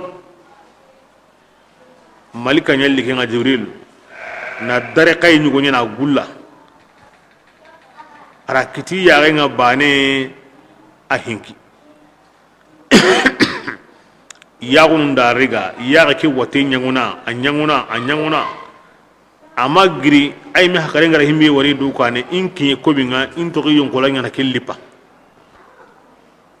ay mek ni ko binga ato yon ko lanya na ko lipa awanga na lipa ma go kala aswad ibn abu yagos yiti ngatinya na kenkita ayiti ma go hentini kusuro karage sire buru makka ma alla farenga yi to on duran konni allati le ko woni hin koni kinyime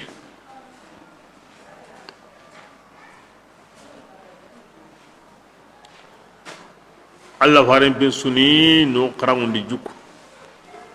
ado alla dun konunti nas kahiril langa naslamil langa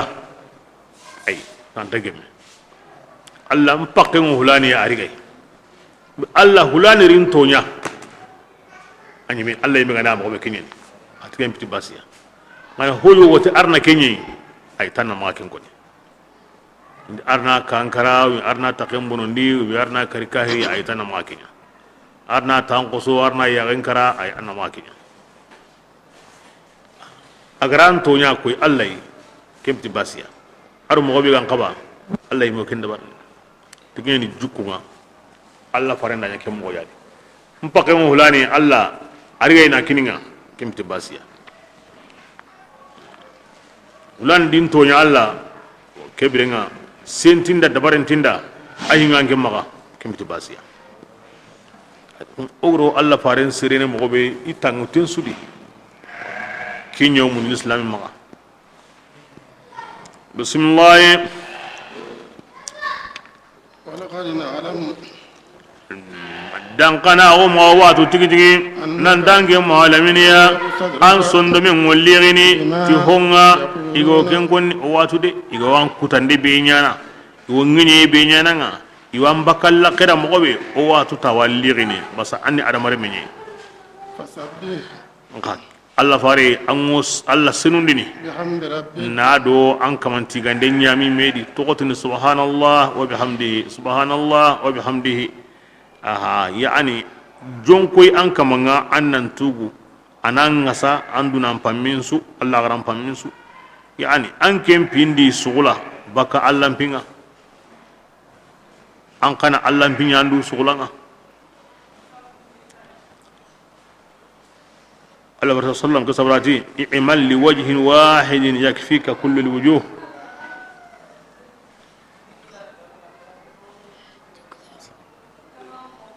ati golli jati bane da wala kingani Allah angana golli kin jati bane da awanga sana ya gallaqi suko hamondenga am dukin Allah ita Allah ya mariyan dabari anna hatayen to kono anna hinko awanga sanan dunadi awanga sanan Allah gara bismillah wa kun ya rasulullah annanya billi sallanuma واعبد ربك annan kaman bani nago حتى ياتيك ma kallin garanga kallin dankana ko ay sirma sibe ken hinaw sirsu to ni garin ni masaka in sakai aw honsu di makallin bani wal yaqin masaka kallin ande gam gusre hina ay anyi me ga makara ando karante ngabe ngadi wala kyan ko Allah farena ngatu an wolli gani de ko himbe nyananga nga Allah hinko annan salli annan togodo Allah kuma ganka ko manga kara kebenga ke ko Allah farna ko tunga kon kisini hokonenga serema hokinda Allah farema kisini manga na kisinga gare an wolli gani an wotori ni an wodde gonu honso nyana honso konni ngara himbe ko Allah farenda sare be kada kinya dabari kenni mani Allah hinko annan salli annan to Allah kuma gondi manga kara angana ken dabari awa ho honda bon an kenda ngi nganu ado toro ndanu ho honda suroni da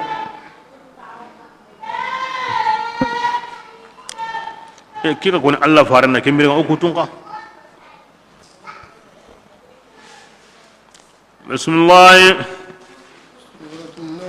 suratun nahl بسم الله الرحمن الرحيم tullen sora aha hon waqili annaka amni annaka tinne manun sora suratun ni'am ba sora kangana hay Allah ran nema binya adamare munda ana kunya jate noda kembrenga oni magan kuto ti timma en suya oni senundi bakka nagasi en su maga parce que kunya ndana ken timmantenni de ken nagasinte hede tullen kibare mo konnadi kidaba tugunane lahunde kama ko be go jonginai daba dari timmantu qoro anta kunda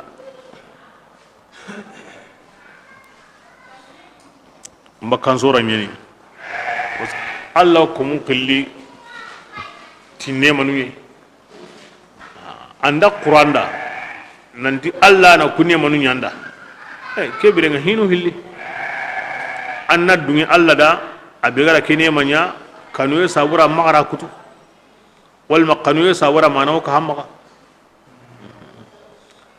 hakran tangim bani amballa Allah da kimbal hakran de nganda batu andare hoka hinne manga nganda kuta andi ne man kutuwa nya sabuna Allah ko mun kulliti ne manga kun makan suranye bismillahir rahmanir rahim أتى أمر الله Allah him pai gari ko kida nyin makam man hange be gono lagara ko tan biti tungi kim ma hange nyawno ayan gari bane ti Allah him pai gari kinda nyan na kamni iqtarabat as-sa'at kim polalli ti lagara ko tan tinto qasom boge makan konti meda yugo kita tindo de aga watu anda himbe koni ona kanun ko tawunya kamaga na himbe ko tunyande ikanu bito ganyo hoga mo yati Muhammadu o mahar bane wari ando baga kunu ngadro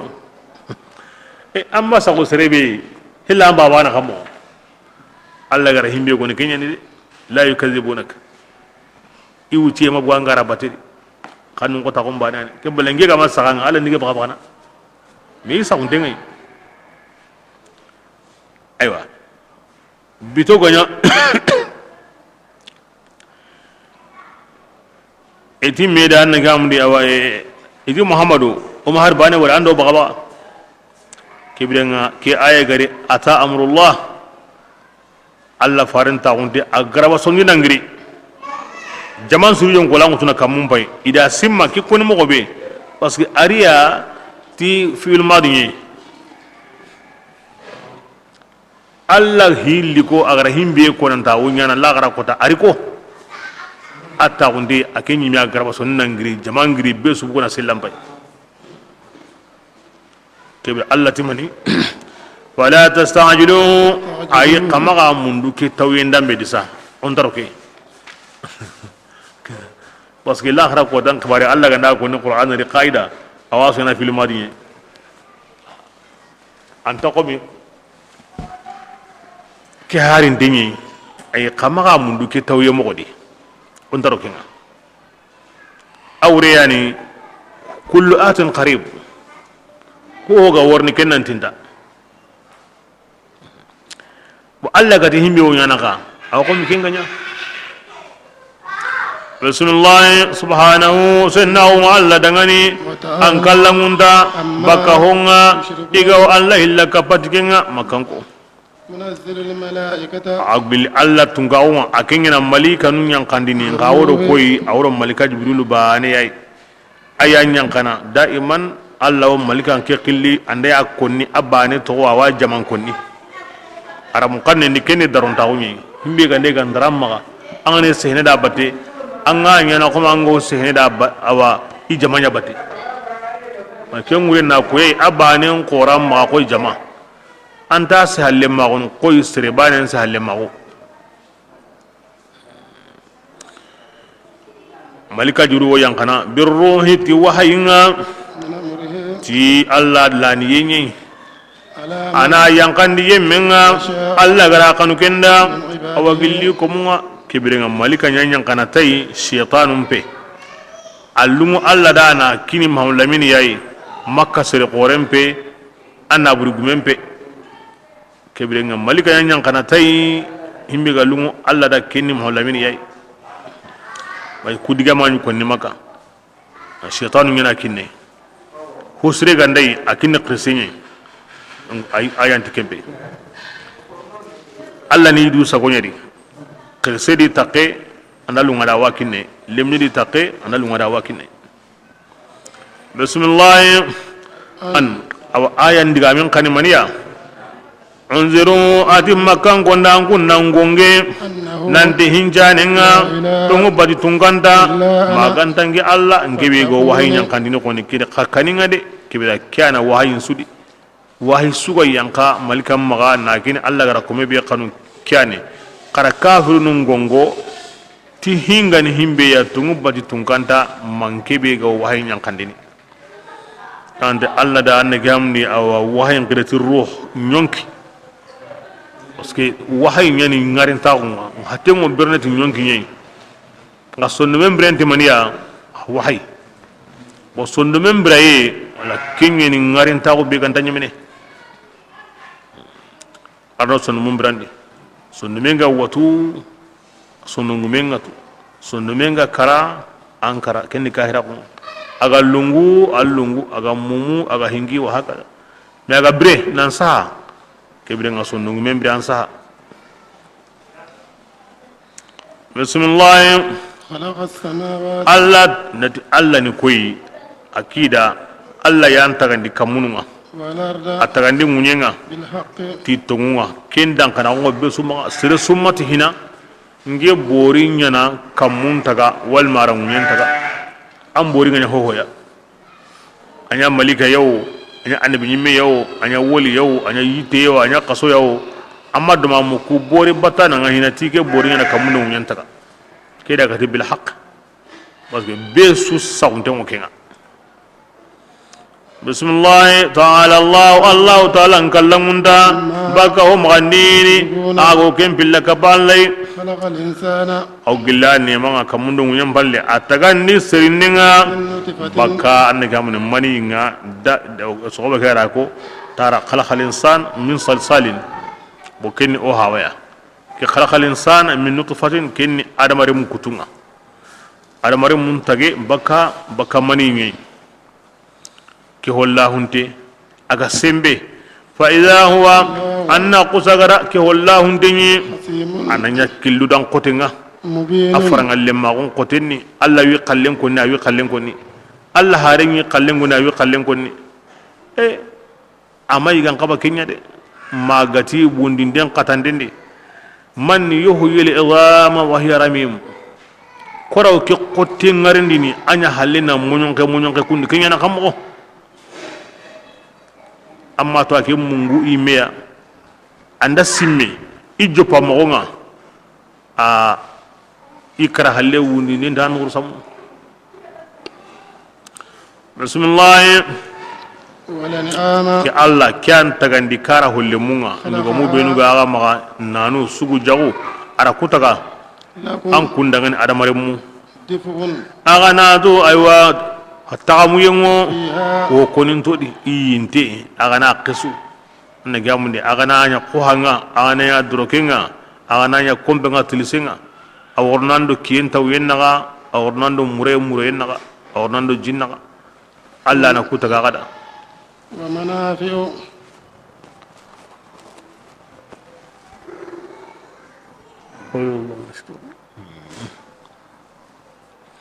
na hagabe tanawo ko konin to di wa takuluna awa alwani mani agaw yigeni ayake na yugoya do sare na gada katingo bakai agaw setai lengi amere keni hi qore bismillah wa lakum jamalun haram pare qore wankunda fiha awa kara holle mukudi hina birambe turihuna igawo annagamni awa igo sagene nelenga wa hina ado birambe tasrahuna igo jambene sogobanga daba gumu kelungu entu nangalle gume nanun tarna halle sobon dabaka halle way lungu nyugo wadi nangalle nganta ma anta kentu kiya sawuni gorulla to mo nanun dabaka na gume balle ne lenga interna halle allati haram poro nyugo anadi nema be go kem param poro ran ku nyime watu bismillah wa tahmilu adi dawan ko wutunnini lakum an kulli ke qotenga ila balagin kata dingirai lam takunu an kummanya ago kine nongati likungane illa bi shiqqi maganta til nyonkinun tampiye qote dabaru likke be ga kine ikinyaranga anda ko na dawa gumen na kentinga on tampeni de kebirenga o kem odi kenni nema nyuwai ananyi me wutu analli ke mutu bismillah inna rabbakum an kun kamanga laraufun hinna yammo mon den tun kanyeni rahimun hinna nan yani ta gaire ke sabu ara kutaga gada aga biram gon suka monde sigin den wotai aciye akati ayrame alliki wutuye agolle Allah gati da arab men daro diga men tekem balle bismillah wal khayla atagandi singa wal aram bighala kanni nangati na'am kutakentadi ngati na'am odi kara hulleme kenni nyogome adi none nandi none sugondo jagandi none kien tonti na'am kien sauda kugantadi aram kanni ni ay kuduran konni atagandi aywa singa dangani wal bighala aro bagallenga wal hamira ado harenga litarkabu kuda an kunnan setu wa zinatan aywa ne kam ado inaya suram magay aga dangani wa yakhluqu ma kebirenga ala kutaga gada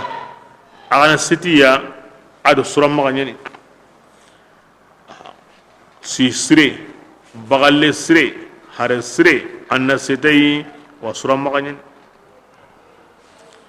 sindo haren tuinde ni me bagalle tuinde mo soro kuma gari bagalle bangoronta di har gore himbi ga wak mona nyima bagalle nyimen ta sare yo hare yugo nya walla siyagarenga yo kumen kutunu na siyagaren ladi na gemundi hare yugo pakenga bo lemme be gana kitike ni keyo yana ke i me durun ta sare agandanya ahankan nan qora harenga a golini dinai amunyintai adu sinka hankan nan qora serenda watu ni nan tango sinya nan sakunga watu ni ahankan nan qoranda bo kesa wura ahankan ta kembaka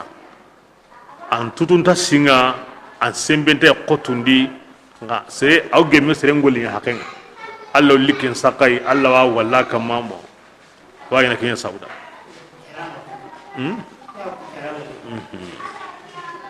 okay bagal dina angana mo na kita dro on kena o kitere I menda me sarana mo kina ko na lo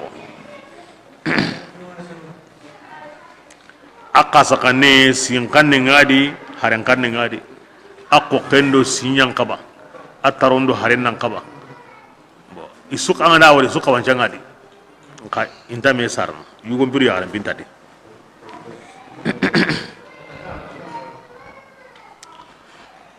o keda aga koni kundu tire itaga on setiya ado suramaga yungara mukannen koni mo ke nta ko ini tin hata nan tadi himbe ga hidi suramaga nga ado setenga shafi'u madhhabin di awa singo yigene kahana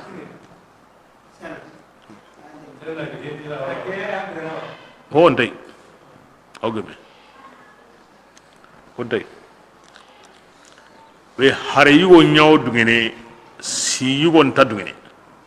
angana singara hare hare anta dungene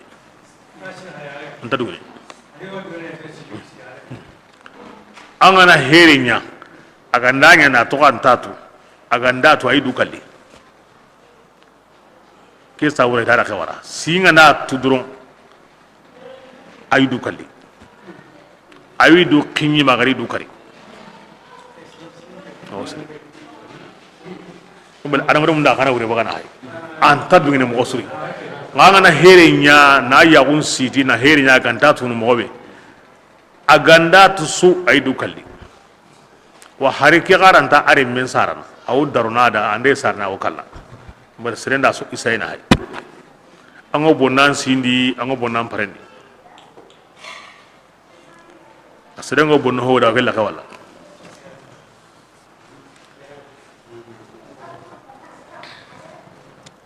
si imam ahmad hanbal ado imam malki aro abu hanifa kunti si ci yigem paramteni me shafira digandi kunti yigay nyen na hannan qora dina seten na hanga aga nani si ci yigen awa awgemme ta ni acce nyigen konni harande seten konni nan kai anya konni harande kampena bana kai anda wari Allah ga ma konni nan ta wuyigene kenga ko ta haramten tebira itage man sabuda suramaga ado liki wuti tebira ora tudo kenye ta mata ga yigenda bo keni idiga mun goy nga tongu ni me angana ram kanen kuturam pai simo yigene anta yigene haremo yigene anta yigene baalemo yigene anta yigene aya kende ken koyni angadi tongu ni me himenu gati anna gamunde aywa si cienta yigene diga me be gadi si ci yigendi ira wutu hadisi nyugo yadi kwa ila hadisi nyuga fasari na awre famu nan tanta yigeni parce que Aisha tu wa yagare muno aba sidek remene mu sawe harke to ke on harse ke hilana ati alla farin kiyendi ha mamu asma'u abubakar ren yagare ne ati alla farin kiyendi madina wa ko nike mo yimedi ora simbura ora yiga alla farin kiyendi madina okura simbura ora yiga shafi'u ke hadise sahantene ken sabuda akenti sinci yengo yigini har banan tay parce que keti alla farin kiyendi kunda nya wani to madina o sikobanu kuti arani dulle nyani tampindi amay sorno mi ganda yiga kenya sabuni igara yiga tanya gentay gilli birambe kite ngari niwe ngari o ma wari karim madina igani sin khursin na yiga koy mo be ga me hareni gana koy mo be ga may ande ga ne bagal le gana ke mo bane ka kite ngari mai sinyi kana ikunda fam ke mo shafi di ko ni hadisin saha kebrenga kinyi ni ke madhabinga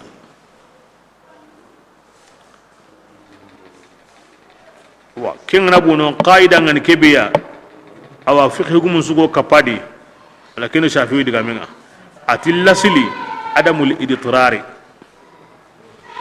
lasili nyani maniya ima yiga nanti dulle ngi yade ay ma yiga ken sabuda wala ken lasili nga ora yiga koni ken wurna awi gene ken wurna nanti dulle nya bateni ken wallahi ni kata idran dalle bo ken dalle ga makite ke do lasili ngoni awi gene bo akite ngri ati ken su wallahi ni kata hidran dalle ken kana duran diga me gamari ken lasili ni harsa awi gene ke zabura shafi madhabin di kungo sinyi kana amma siko kutege kunti ado haren sumbana ado bagalen sumbana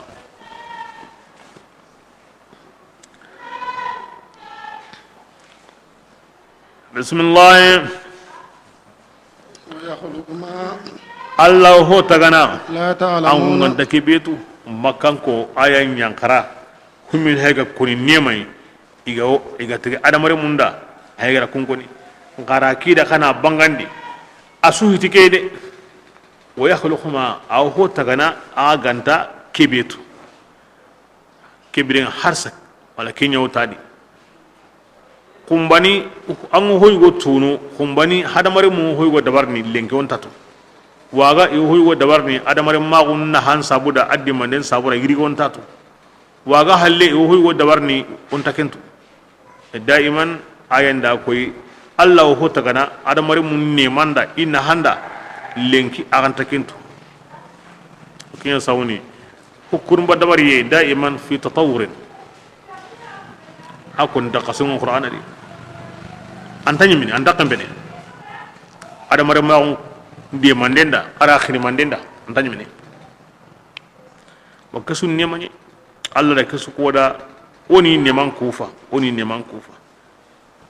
iro lahiyandi nan kaso lenki ido lahiyandi kumbani wo lahiyandi o yimme ado liku o wutu mogo o gana mogo o yiga ho o mini ho bismillah وقصد السبيل ati killen pon awa killen posre على الله kinna allah ya maga aha hukurma ngono dabarni daiman wa abada ganangi ma sawabanga killen posre kinna allah ya maga anangi munda sawabanga anna allah tika aw harun qini aw kitabun yankandini wakati su allah kuy komosre bugoni ne kebe go allah faran sunnan dan dini na kurman ka on dina quran do dangani allah da killahi dungutu kille kan tamekade wa ala allah qasdus sabil wakati su ina sira bugondi ni angana tokido ken batango ken allah wakati usum bana kendi allah gana himbe bugun na kenya wakatin kamanenga ando ken nambana antabana wa ala allah qasdus sabil bismillah ومنها جاهل ati wo killundi kun killu nyengen denni de kebiranga killenga na koni killenga benni killen sutle munte hede bismillah ولو شاء annati mani sabuda gama sunya hosirenga ati naam alla ganna kanunu لهداكم anya sukanda na kata kille siraki aga su gama ken kanu de kan ni hilwai ma hoga digaro ke kille nan diga ke kadi ko digaro ke kille an diga ke kadi هو الذي الله يعني كمان أنزل ما أتغن أيان قندجيا بكتا بلني أنغو آدم رمو دغني منه شراب من هون كنجي يادي أو كمني ومنه شجر أو يتنو فونتني تكنجي ياي تسيم أو دابنو نغانيني أو أن جامو كنجي تدي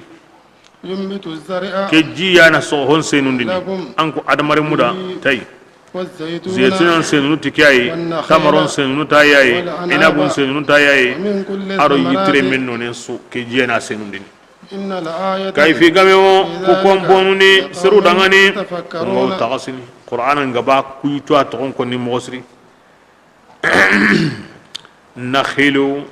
tamaro inabu zeytun parce que iwo kutu ibra honyeni tamaronga immin honyeni inabu zawra ammini honda annaka amundi anyi gande himbe go kenkinanga kebira ken sagonya de yasa daiwana kun konni bide nyugona anati ado akutensu parce que ikunta kento angane diga munu serenda go himbe konni aw kunya to konni da ya sawuni igo youtube yetu nonga aw kun to konni da itesre birambe andi kanduti yimbe nga igo youtube ru beti nonga aw kun to konni da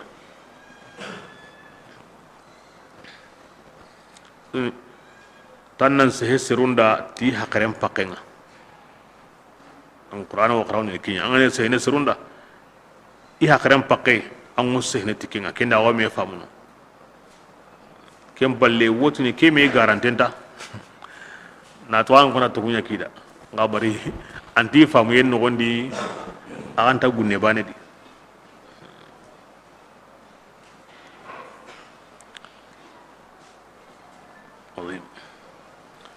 bismillah وسخر الليل ara wuron kaja an ko adamare mu dangani aro kiyen kaja ga dangani والشمس na kiyen jati kaja aro qason kaja ado sanun ka usu khajan temu ti Allah ya mariyen إن الآيات Allah gana Allah muri magana himbe dabare na kinya dabare ati kayfi gamo ku komponu ni seru dangani kungawi hakira ni hakira ado angawi takasini Allah gani diga min ko awde ngodo hakaran tunyi ngodo simma nunyi ngodo takasa nunyi ngodo tuwa nunyi خلاص angan takunu gondi yanduku lahiya bismillah وما ada hon taga dangani ذرأ لكم wama ada hon qaja dangani لكم aga da ken taga aga dangani aga munyendi yani munyendi honsu ara munyen qaja da anuguru honsu qaja da anya funti hongaw anya hongarin tengaw mukhtalifun liwanu kunonun munyen kanonen tabana munye munye dumbe ngono munye kalle ngono munye kulle ngono munye binne ngono wa hakaza qita'un mutajawira darura ken koni aga mogo alla da qaja adamare minda aga landa anya mogo be aw kenyana munyen kamma hongarente afunti ho adamare min ngandi killun karai iwa nyana mogo be alla wande mane parce que alla ti ira qajanda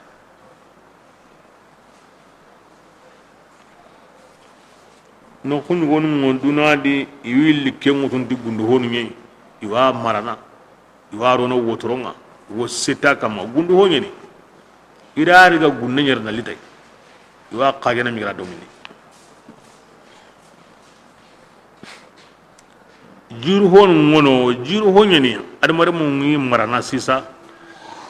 ni yi sagonga himbe gal lida iwi wallahi jindi wanya na ira warni allati munyen kama honsu ira qaja adamare menda ken wureni anga nan killun kari munyen kama hoho ya himbe do anya mo ngo gemme na waraken ndara ke wala maga kata ina zawuna ni wari gopen ina gopen qaja na domindi aw lengo lenyana na wara cienga wari kana ara wurni bale gopen ngoni gopen eta gundu hoyin wo jarinten qajana wo jawangen qajana na wara wulingo lenga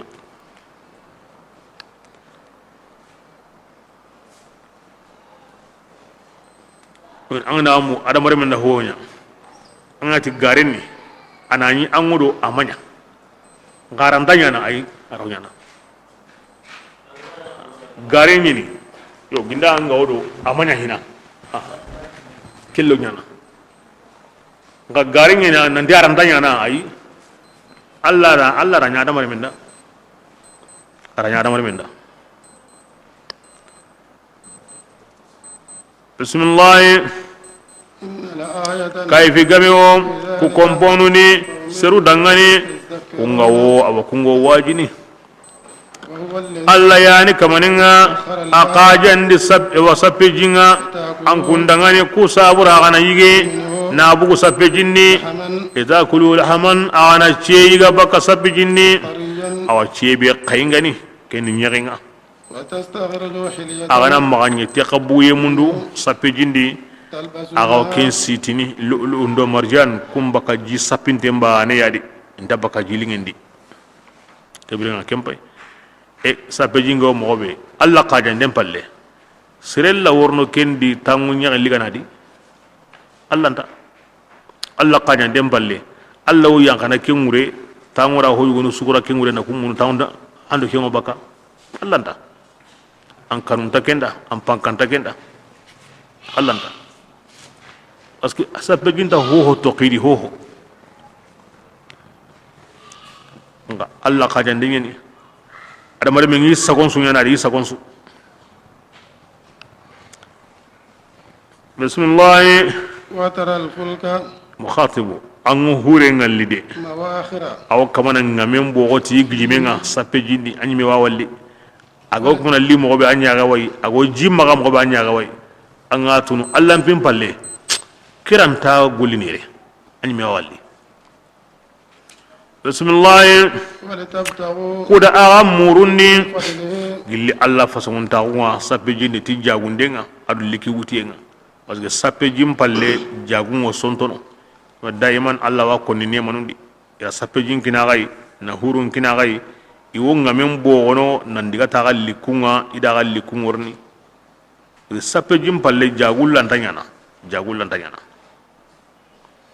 bismillah aganda simme kuya an kun adamare mu agana Allah neman kufa وألقى رواسي Allah sirindi giri sabatin tonga awa munyenni أن تميد koda munyenna maga nyogo ti ankunga oda ken godaro munye ken hutuguna ne yayi jinno gondi gidu kwana ajitana ina me jita ana to sikedi kem palle ayankana uriya bismillah وأنهارا ada waran laqun qaja an kundangani ado killu awo sinan kunga agana ga digaranuntu وعلامات ada taguman joga ada kun qaja ga dangani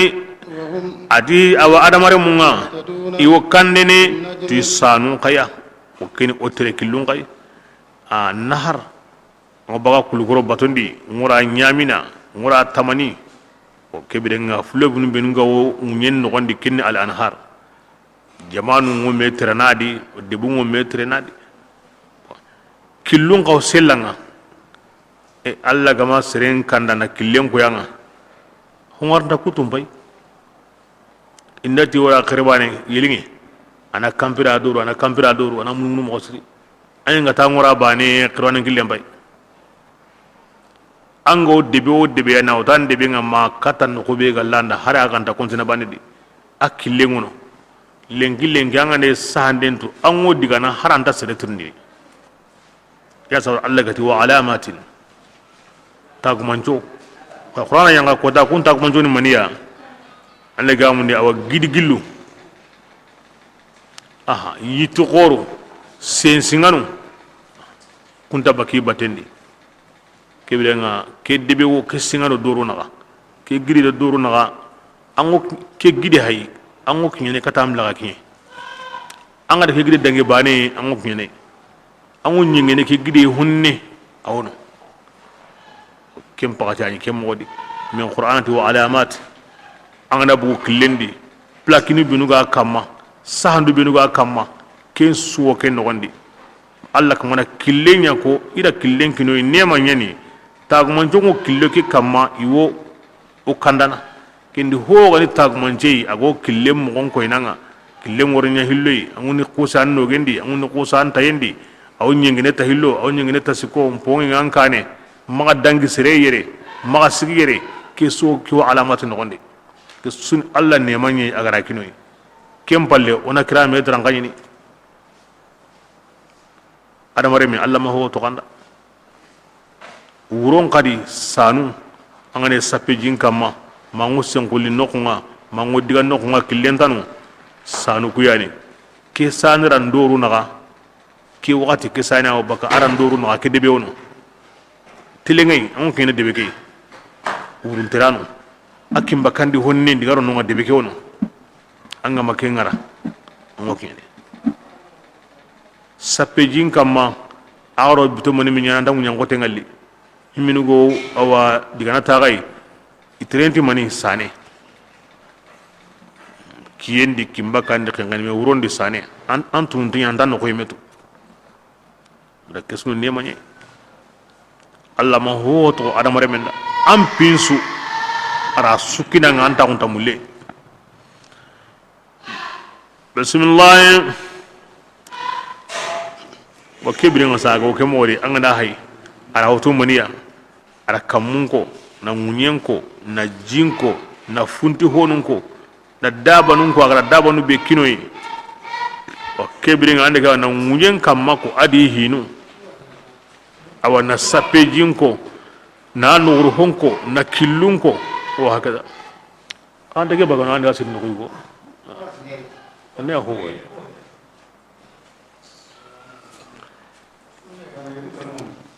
bismillah أفمن kebringa awotir ninyana yalle kamanembe يخلق aga tagandini kingani Allah taala كمن kendo bati hombana aganta tagandini borinu an kun gara ho waran awa kembatina kammo aganta wajini agana ken to na anto ngondi وإن تعدوا illa ganda yirgandi Allah taala nemanga agaranta gesindini de agara nema be nyaaga hay gara honu be ko agara ke ada mar mi men garanta wa so kedi ho on halle anga walli kedi ho hon tamma maganda nema ni Allah gara kinanga am pinsu kebiren aranta jatene de aranta kufe nan ngi kambanga Allah to ni kufa ngara nema be nyanda de Allah nta kufa nan ngi kambanga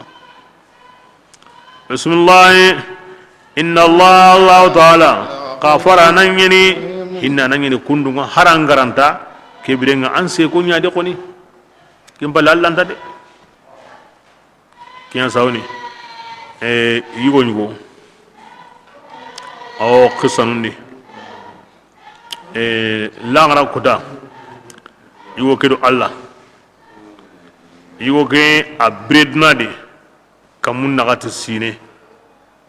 Allah da wara hangen nyugo naganen de sapiji ne abangen su ji itibane senu ndada no pomnyani na jinyare bugunda da no kinalli kimbala su sapeji ko tasu ite ko lembane lemunu awayi gana awori wayi nyugodi pom lembane awori wayi nyugodi himbe gandai gallada ko tawi ite ko lemunu aw kinyi gana kamunda gati sine ama ho bure mugu ama ho bure wari ama ho bure nya mo be galli Allah raw kemba ne yadi afati lara ko tanga yugo kedo Allah wotini yugonda kite ngana kinya diga arjanna timpi naynga yo ngotin Allah ngi qallen bitampi nayde ngi kon diga na arjanna tingolle awtini ay diga timpi naynga yo ngotin ngi ay ngi qallen ngolle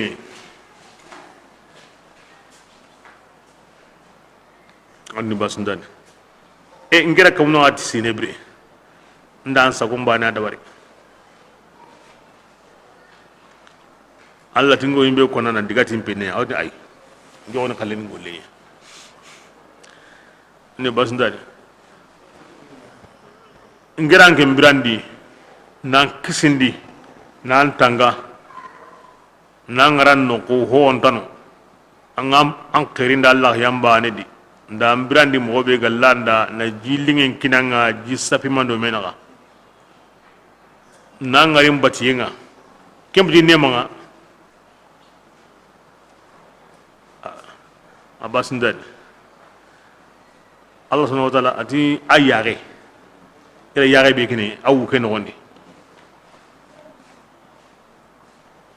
ila kem factory mu gonna ken kini na golle su kana barajen ka huma me ni pesi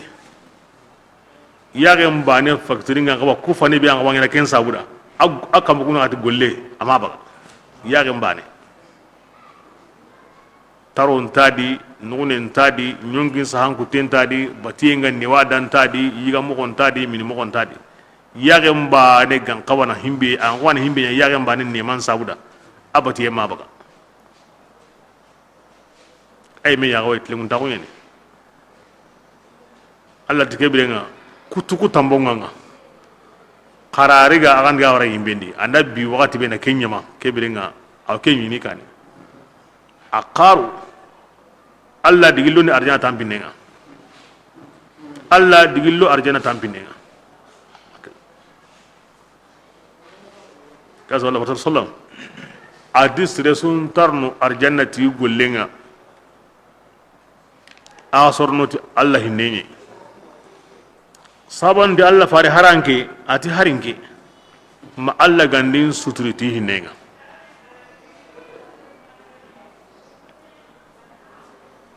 Allah di Allah ran nema be nyaada angna tanga jatene tanga ku fande nyana Allah ta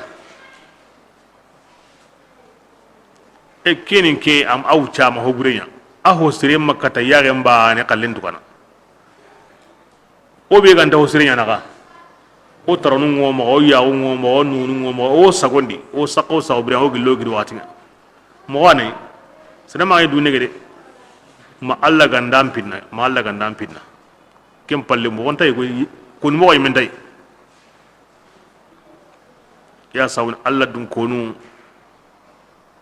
sirranta Allah tukana ina arakanu hilli salli itanku fande nara kanu hilli salli kitten ku fande nara kanu hilli salli laqen ku fande ina hillo salli nugunen ku fande ina hillo salli yagalle mun pillu ku fande ina hillo salli itaron ku fande ina hillo salli alla gara ke salli ne uninda lenki urosu alla dungonu ngono kara kanu salli asrini ke balle ken dar baani sornari ndar ban sonna ba usre nyani angana tawo nan simmi Allah ran nema be nyanda aga benni de kiwana Allah kufa bati yesu anga wanya na kufa ndey ni o karam wala kene ko shan wala min arna dunga ma fa kullu ibadatin shukrun li ni'mati kumengo bati yo bati yana nema ni ko kufa ndey Allah kufa ndey nyanya na Allah batu orang ta sunya de nga hunyadi be dayman da kuma Allah nyaga arna suranda an kitan kam mati fasan ta ko amma kito kam mati tle ta ko kambalo so halaki bismillah ya sabra ala qurat inna Allah la ghafurur rahim aganda ta gana neman jati agaranta de na kufa agaranta nka Allah taala kafara na nyini kundunga hara garanta hinna na nyini kundunga hara garanta bismillah Allah taala Allah hondu ago ken gundana aw hondu ago ken bangandini Allah bi gara kisunya gada a kebirenga an gundo ndamba ga ya watu ini maganya ga ngena hoy ho himbe kan talada maga ho mugo himbe kan talada maga hori ga himbe kan talada maga diga no ko himbe kan talada maga hokko himbe kan talada maga hotti beri ga himbe kan talada maga mulininya Allah watu tilma kena bangayndi والذين بورن بينهم آغو كمبتنو جل الله تناي بورن تتغندني حرباني بورنونا بورنو نيمي باتانو نيناي inatalime bore suga wono ayite mangani ma am hoyngani akama nyimana natal andanya ga sere taga hoy alla yana tagana anyi mena hon natal be ga landa anyi me mam pawa man kisma anna kenya an kamanga akhre lo gaw khampa amme kome anna kenya an kamanga akhre matimede bismillah amwatu ati i karante nyimme yani ingarintehe anda wadi yukhlaqun amwatun kin khabari landinga ghairu ahya'i kin ta'kidinga o krante ngoni watu nyongin dade ngana tana kona kayga kebe ambori ngani ne gamni jamadu nyi ho kante nyi Allah ya ma kuton konanda akarante ni nyongin dade me angen ngarante ni nyongin ngadi kebe annan timman tayde e komen na timme dini kamanga kembiti kamani bismillah wa ma yashuruna buwadun taqalain birambe igari wundi me wakati be intatu yime intatu ma buga serai me kebe anna kembatu no kamane kamo honta nyane kamane maganta ngarinte maganta tuwana hubbangande arhumbunda wasutu bismillah akaman bigan qabanam bati kamane kenni kamane bani yani ijatindi imma ankutondi itogondi mentai adi yemu beno kun anda tungondi tila kharai kun kamanu sondomunga kun alla bani na kun konni alla bani na kun tali sereda serebe ga di tungondi yemede ati kun pilla kapanu iwidu qorondini bakka tungunde maga tungu anna to Allah taala Allah hontu igo ken gundana aw hontu igo ken bangandini nganna to Allah taala anta dundaru munda de dundare nandu qorondi tungunda kentali Allah de nandu qorondi Allah tago honun kamma anta ke munda de anta ke munda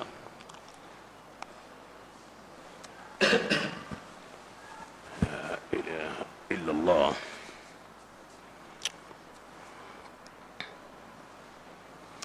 Hussein bin Ali Allah faran kismara Hussein ko tay a hayga dangi miskinu nyugonya iga garibu buru kutube no gawi maga ado tuhuli kutube no gawi maga iri ka huma me yokona yiga ita dangani Abdullahi Hawa atinam aywa tago ni rakata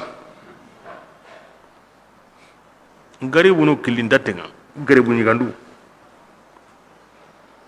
ataw ira yiga dome iga ndengiga ikitello yoki banedi igo tawno tawra be kentu inteni tawra ma yanga den kampanya ni ataw kapia ake menga ni serebe Allah faran kismaren ni ken dangi halle aw jihidin sudi aw hankan sudi igatla ataw nda atimani innahu la yuhibbu almustakbirin ti Allah ta Qur'ana di inta dundaru munda koni du wala akiyo kidi beso nan tariki nga Allah komenti du baka yoki burendi de ko su gandari awti ningiga makenya sisa awdi ngiyai akenga famu ningiga mata ko na nyige de kubba denya halle nin kirindin du darwa donc Allah ko mo ke mo yadi inti du take bakari de nan dikendar ngey ay Qur'an yani allogena ayran kampe daiman akhirina himbe ndaranga anyimina ndu hayade yang kasabu mbane hede anyimina ndu hayade kuningenda kenya ntanya na keede kuninganda kenya munya na keede daiman anna walla nyon kulandi kum gadi ikungu kundunya ata untenti Allah tinta dundaru munda kebirenga akem famu ni ngana dangi kuyi nya halle nan kirindi ndu khoronde daga tla wakati kebe akati dangani aywa arin kiri ndaga jabi kebirenga kawaga killi kharin jabi ha khoronde gin kara igirda bate ari digi kara ari yigandi ni hagundi ni minindi ni kawarindi nan tla garna hori jubandi idiga agullu bi nga na gata gabe ni nan ta ko kapia kinni idrampoy Allah hukkinniya Allah tin qarindu ngoni yiga nen kina gai mi indiga ankara na miskinu a garibu nun girra ankara asa ga wanda kanya de ndiga yiga nen bugunde kare akan ta wana yiga dome na jim bugunde ana mini dome ken kan zo anta kay de na ken balle Allah wotini karindu guyere an hokiniya nan tago di bate kenni dura maga yankai ni kire diga na kari agan diga yige do man kara kenni dura maga yankai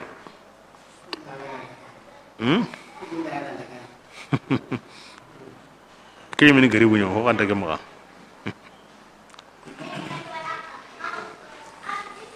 wala Allah sallam ati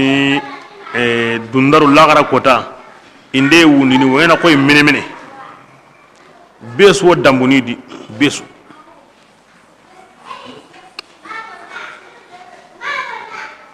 bismillah wa idha qila gilli gandati lahum dundaru kudangani maninini kamangara ke nyankandi mawlaminiya inati asatirul awwalin hananun dangamanu yani liyahmilu idan ke diga mo mena sabu ikunyi mena wutundi igolli diga mbureke junubunga attimante yawmal qiyamah sigen kotanga wa min awzari ina yemmon ka junubun nyugo wutu iga nyana kun sankunde nani kun tatu kebira ken ho burede ala la naam to ngeni likke mbono iga ke likini de anyi me khallindo bonde khalde wala seren kanu ke murede anyi me nasirun samundi angatu kebirenga anyi me samunta ko likke nganga angara serun samundi ka Allah tilagara kota kana wanga ken likke burede bondi likke ngutu likke bure sira suganta hoto aga nantir ndai anga kam ngara sokendi anta kawkedi siresu aranyi mara wase mundu hohodi anda ko ngara sokendi na waram modi mobe ga samundini nani akamantatu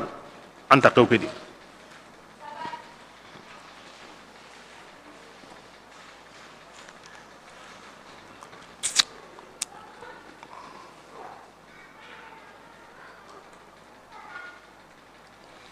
bismillah qad makara alladhina abadi yamun la here buren dabari qablihim aba makkan kon kane kom namrodo kundi menu ama jopiya de bismillah fa'atalla Allah ta'ala qreqrenni yanahum itagaygeya alqawaid do awaddu lasilinga kharra as-saqf arabilin kenundi tagay ngure dungonga ido kamunna gani to awre ni sukari fa'adahum al'adab yangan qatem baygariya do nokube la yash'uruna iganta ken qalay ne ke mugodi aw ke mugodi haru fa bondanda hosunya ni himbono ndi mo onsudi ngayi me maga ken no ko ni keta ko ni kesro o maga angane ha manade ikun pi bono ndemba kanu nyime Allah ko ne angana dabari anyime ga sagun no kube ya keta ko ni kesro am pi bonnem bakanu nyime adi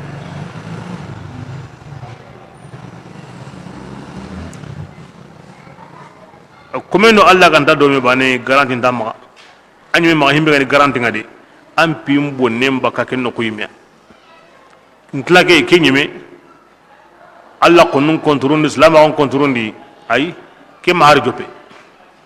hi ke bonnem bakan no nyime mimia bismillah thumma ati kem balle yawmal qiyamah duna ganda bono ke mo wari sigen ko tanka yukhzihim Allah ni ya gunni wa yaqulu Allah na ti da malikan nenen kamma nge kapalle mun na minna kapalle mun be an kunganya agani awani kam islaminun sogini fihim kum pincanen di islaminun ti tungu bati tunkanta ma Allah agati Allah ntano ma agati Allah wono nka ki kana wono ke bidenga agar islaminun sogi na himbe nu ko Allah mana Allah buno na himbe nu wara batendi aywa qari ko yinga kundu bismillah qala alladhina ke ganna yemunati igara to agon kini kunga annabi nyimmu ado annaka amun islam suru mo Allah jabi ne kungo tin yagun tago lenki kota ado bone aw kafirun nya kamade alladhina adi kafirun ku yemmu nyani tatawaffahum kini karam o buren kai adi malikanun yi fatin dini alimi anfusihim kinga nyini iridu to nya de kahira kunga alqaw as-salama kem pakatin koni yo musalahan katin su walla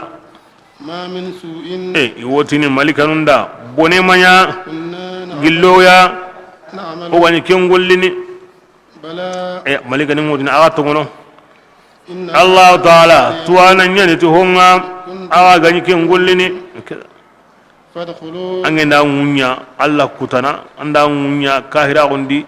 kara wakati malika ndangu chema hubrenya e kuna maliko nanda oda ahina Allah ngaw ko yuguna harunyi bismillah فادخلوا iwotini da an kun nallo jahannaba raga gabunni خالدين dumanu na gai jahannaba ni فلبئس مثوى dundarun ta guran bono kinganya jahannaba yi وقيل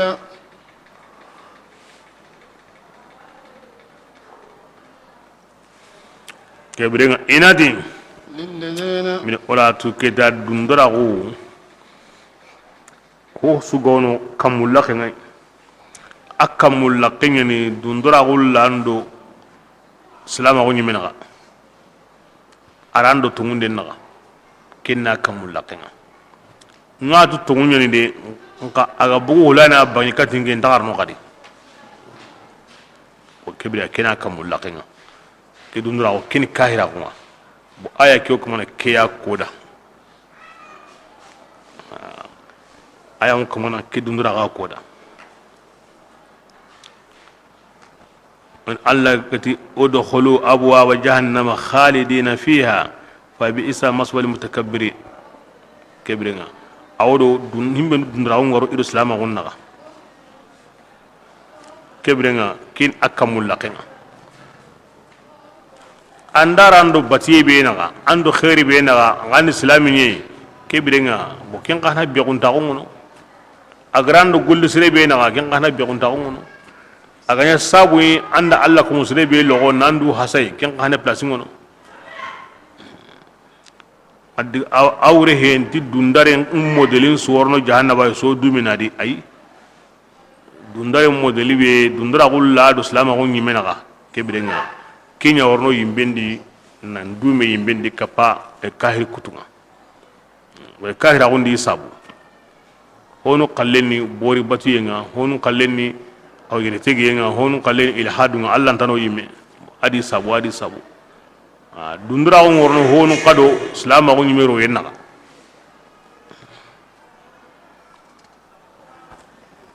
nga dundura ko hubre bismillah وقيل inati ken godanga yemmun gadangani igari du tanga hilla kapenga ماذا inati maninni aga kamun ngaragin yankandi kunnati khaira ada khairin yakini حسنة nyandai lagara inda tirindenya alla da mani yankandi ti kahirun mutun asatirul awwalin ada hananun garin ni aha jama be gandare makka qur'ana hinya ga mundiyenga alla faren pinya ga mundiyenga ora muguti limine buga ga magasisa awtine kundu ando makkan ko nyaga ndagem walidu siru wotina asatirul awwalin ngantirnde alla ganda ka hanga ando tungunda anu ngana gemu kunnati khairan ado khairin yalli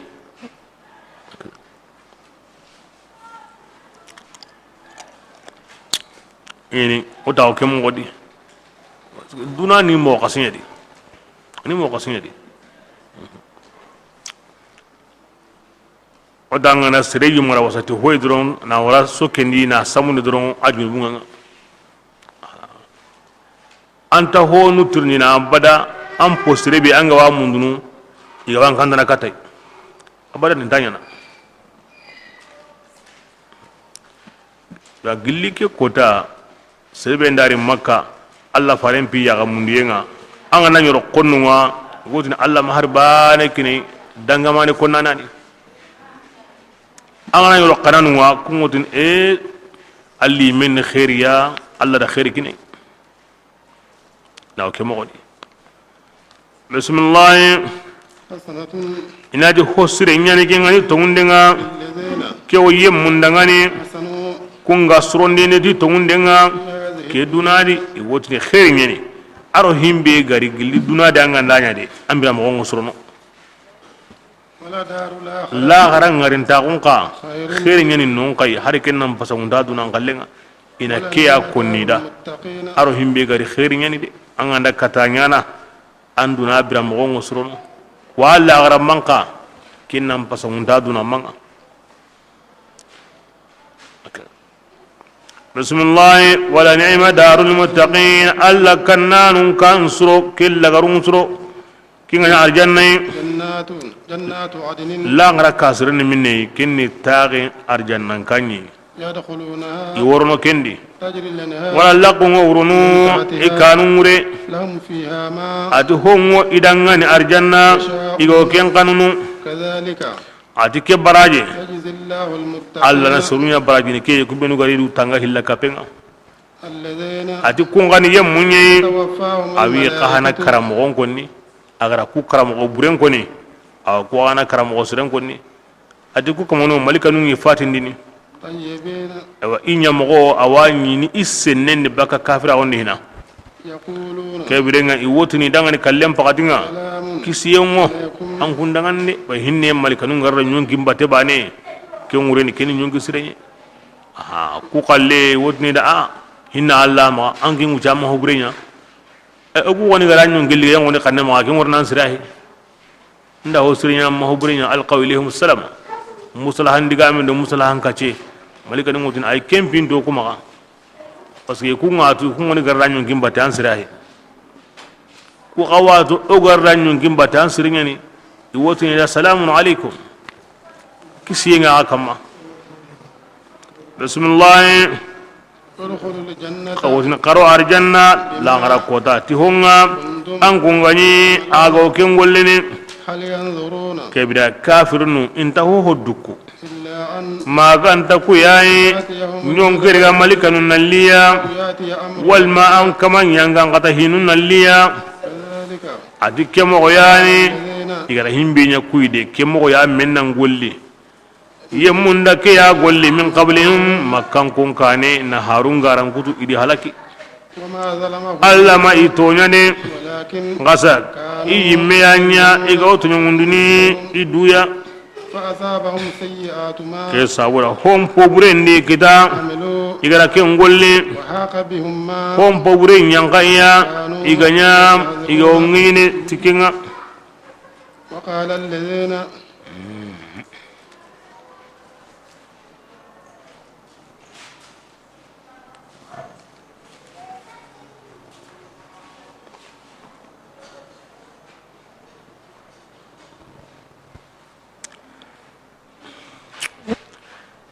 di oti seren tarono arjanna di ti angollenga allono ti alla hinneyi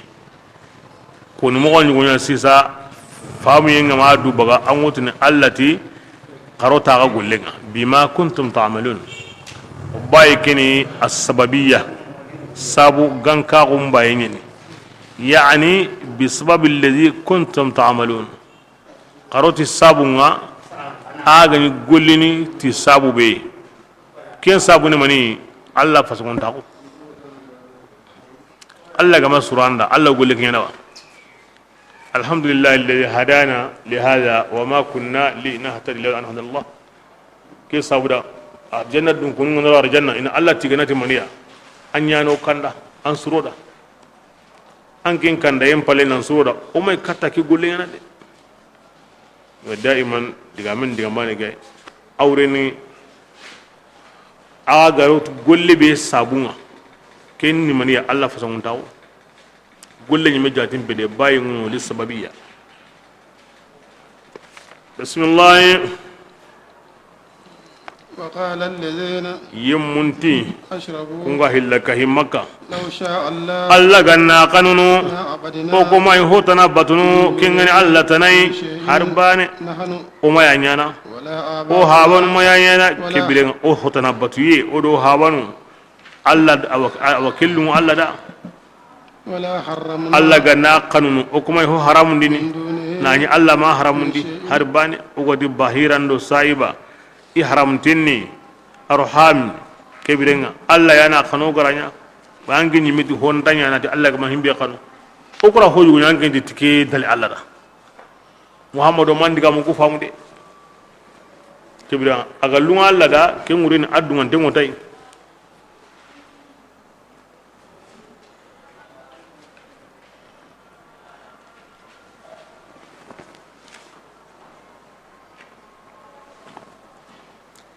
Allah subhanahu wa ta'ala dungai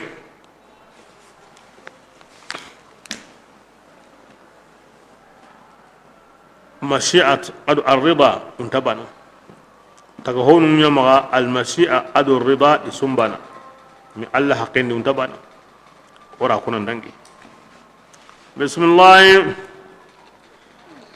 kadhalika atike mo bane yani yemunga golli min awa qablihim ikane ikarake meko fahal ala ar-rusul ga honda harun kamma maganta kinyandiya abangandingani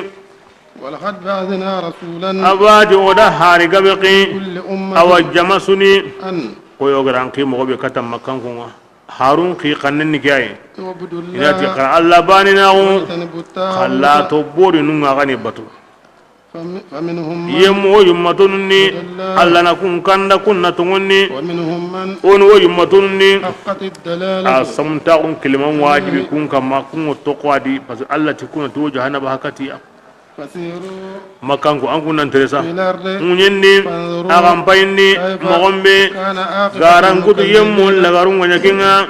إن تحرث rasulullah ke mo gadi anga na hammi mogomo على awa هداهم makanko su kawa kanden kama na Allah makilla kutu فإن kentanya الله na de annatu Allah لا يهدي من anda yemme kandana يضل Allah to agondi himbe go samma وما من ناصرين de mandananta Allah ko mo samunta kuyinde وأقسموا kafirinun kuna ti Allah ta'ala ikuna yen kampanzo لا يبعث ti الله Allah ta'ala nda yemme ngundini yemme bega kara ti antanya nan karana ngundi ida kuna tantanya na Allah ti dangani naam Allah wi ngundini de وعدا ngundinde kini nyina nyi عليه Allah ra awari du kamma na sabatin di du kamma kuma wajibi Allah ide nka Allah ti wukinyana akawanya na ولكن nga أكثر magan ko mboga bunga intakitu ليبين لهم الذي ani wundini mani sabuda kuda ina hom bangandi dangani يختلفون igani me so ni kendi ana awa ankenti kundu keti kundu kya kalentonga وليعلم الذين woni nden wonyana kare ko sawura yemunnato kunga kafirawo nandi kunga iyanya kadirina garantoya harunga ta wonyana kimira kuntonga إنما قولنا wundinde arantanya na Allah tikkion koni ikun koni digame لشيء hi dangani إذا inda أردنا la muru أن نقول له antaw koy oganati honda كن nya فيكون anyana de oganati honna nya anyana de kebrenga kafundo nunun kono uchemme taw yebe go kendide taga hon su karante oganata ngari bane aw ngarni anta har kemeyan uchine bane yaga ko me uchawnya honda ko to Allah ma bismillah والذين adi yemmo benu هاجروا kunga bagambaganago الله Allah ta'ala dinan griyenda من بعد ما bagambaganago hompalle ظلموا igari tonya makankondi toro na honsunya inyonkindi inna burendi Allah farande sahabano awdo kunye لنبوئنهم Allah ti wallahi mi gada kusiru taagundi الدنيا gilli dunadi حسنة kasre ولا أجر الآخرة illa garam baraje kenyan qore dunan kallenga لو كانوا kafir nun ganyana igo kentu walma bagam baganago anyambal nun ganyana igo kentu Allah gara himbi nya anyanunda imay to ko halle ken kanya ari ka huma me madina khairi mato dunadi aga manya ida khairin tatto ko lagara aga tanya ni da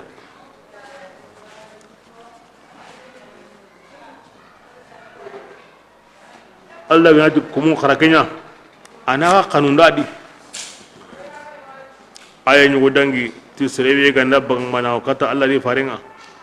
Allah na nugum betege dingira kine yani abra mo kine alunga konne ndaw amalunga konne ndaw ke munyana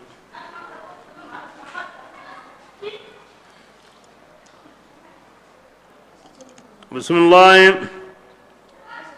الذين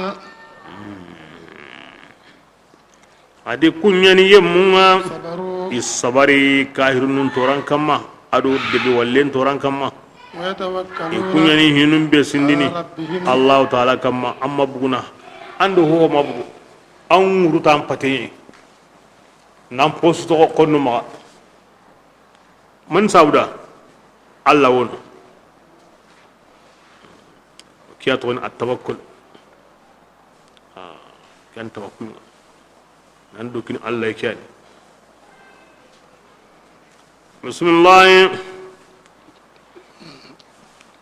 ويتوكلون وما أرسلنا يا رسول الله يوكم أكندي أنك معلمين كاني رجالا أرسو ما يغنيني دي أما ملكا قيهنا دي يوحى أو فارنقيني أو هارنا غنيانا كتاكون يغيا فاسألوا أهل الذكر مكان كو خرطوان ترندي إن كنتم أغندني تعلمون أغنداتو خرطرني تورتان كندو إنجيلنكو يالي هارن دميانا ملكا هنا با kebirega an kuntum awa Allah haringina malika nya ke balan kuma sakai da karatuwan turndi tawre ta kamanu injilin ko yalli harin go dumiya hina malika ngawa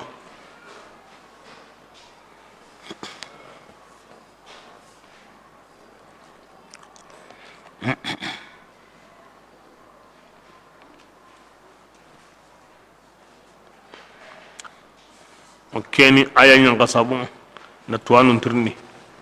an gaira ngambe ngo khirni samunde sukama an anda hohotu atwanan turni an anda hohotu atwanan turni samunde wajibi kenni turni nga atwanan ga wajibi kenni nako wal ma annan tantatu genta kitu wal ma ken kay ken tuwanan ga wajibi nga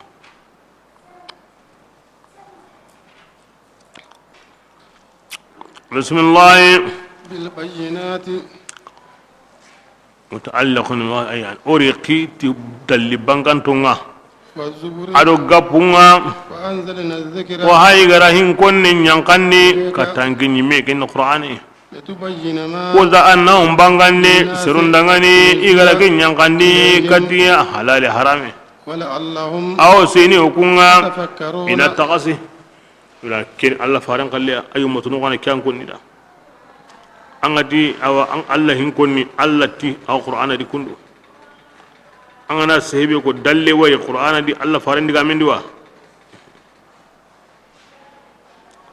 qur'ana yimi Allah da akhirin ho gabe ti Allah hin konni ana qur'ana qara Allah kendi Allah hin konni nyani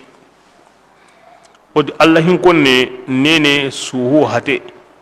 an da qur'ana qara an suhunga wala himbe nyango kentunu an pate awa an sonu mi wala himbe nyango kentunu an ne wala himbe nyanga an kentunu kibda qur'ana yani zikrin su zikringa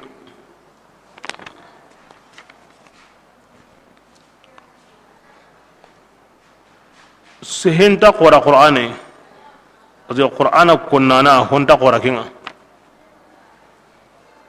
hondambini kati kamani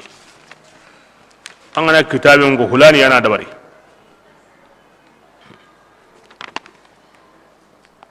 ke biya qur'ana ganda ko ne wotni man wot Allah kitabe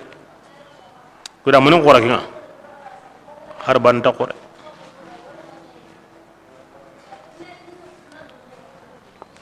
ke biya kendi mananya na me sade kunanda warakin yo kendi de kunanda daro kem mo gondi de kunanda ya mariyen dabar kem mo gondi de kunanda hatanden to gono kem mo gondi de ginda ngar kinya fa habada gollengemu yati kenda qur'ana nya ken kamanenda hujay nga ganda ma kem mo godi ken kamani hinna honye inata qur'ana nya ken kamanen kamma hujay bismillah أفأمن الذين geti yemundun tenga goyawa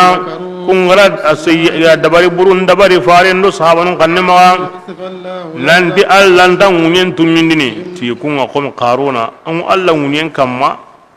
Allah kana qore anna hibru dabar ken kannema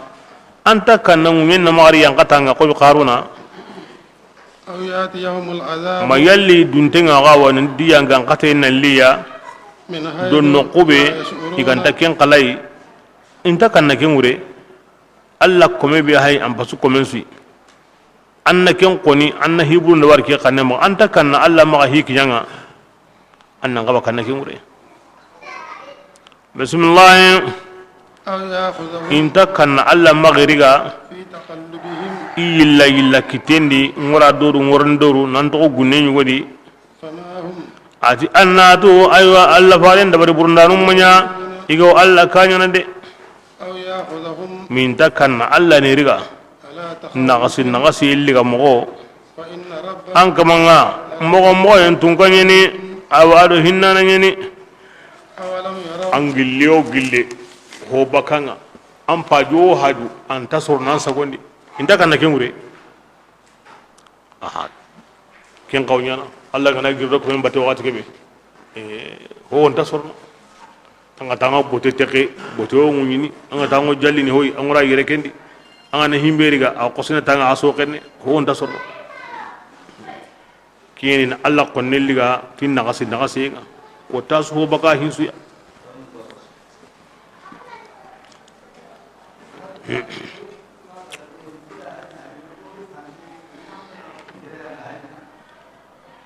Umar bin Khattab radhiyallahu anhu ko teyna to awa mimbaringa awo se endo islamin bate atrin denkinye ati aya nyugo qur'ana ndi alla wo akonni alla faran konnunda aganta kanna kewre awa kon diga me ken nondi yalli intakanna alla ni riga ala takhawufin nyaga tirni takhawufun ki awrin mani isukuru kersen goyino huzailin qabla nyen kenga ati umaru keni oku ya huzail qanneni takhawufu kay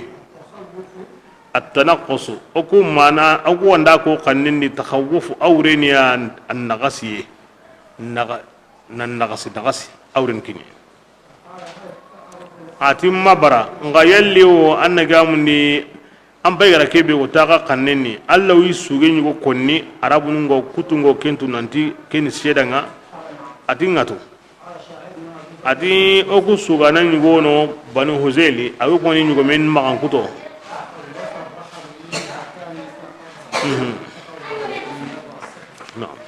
atati nyugo meke magan kutondi ati nyugo krire an nagasi ndi nyugo meke jingo be kantengani koy mogo be sompandi solenga huren tatin nagasi mogo be mahallu shahidi takhawwafa ar-rahlu kama takhawwafa in mahallu shahidi تخوف الرحل أدو كما تخوف أسكابرين منيا أرب مقالمي أرب مقالني أو جمان قلبي بيغونو كينغا ماني بيكيني انتا ميكتا كينغا ماني بيكيني كينغني ألا ناليغا على تخوف كاني مغا بو كينغو مانا مبنون ديني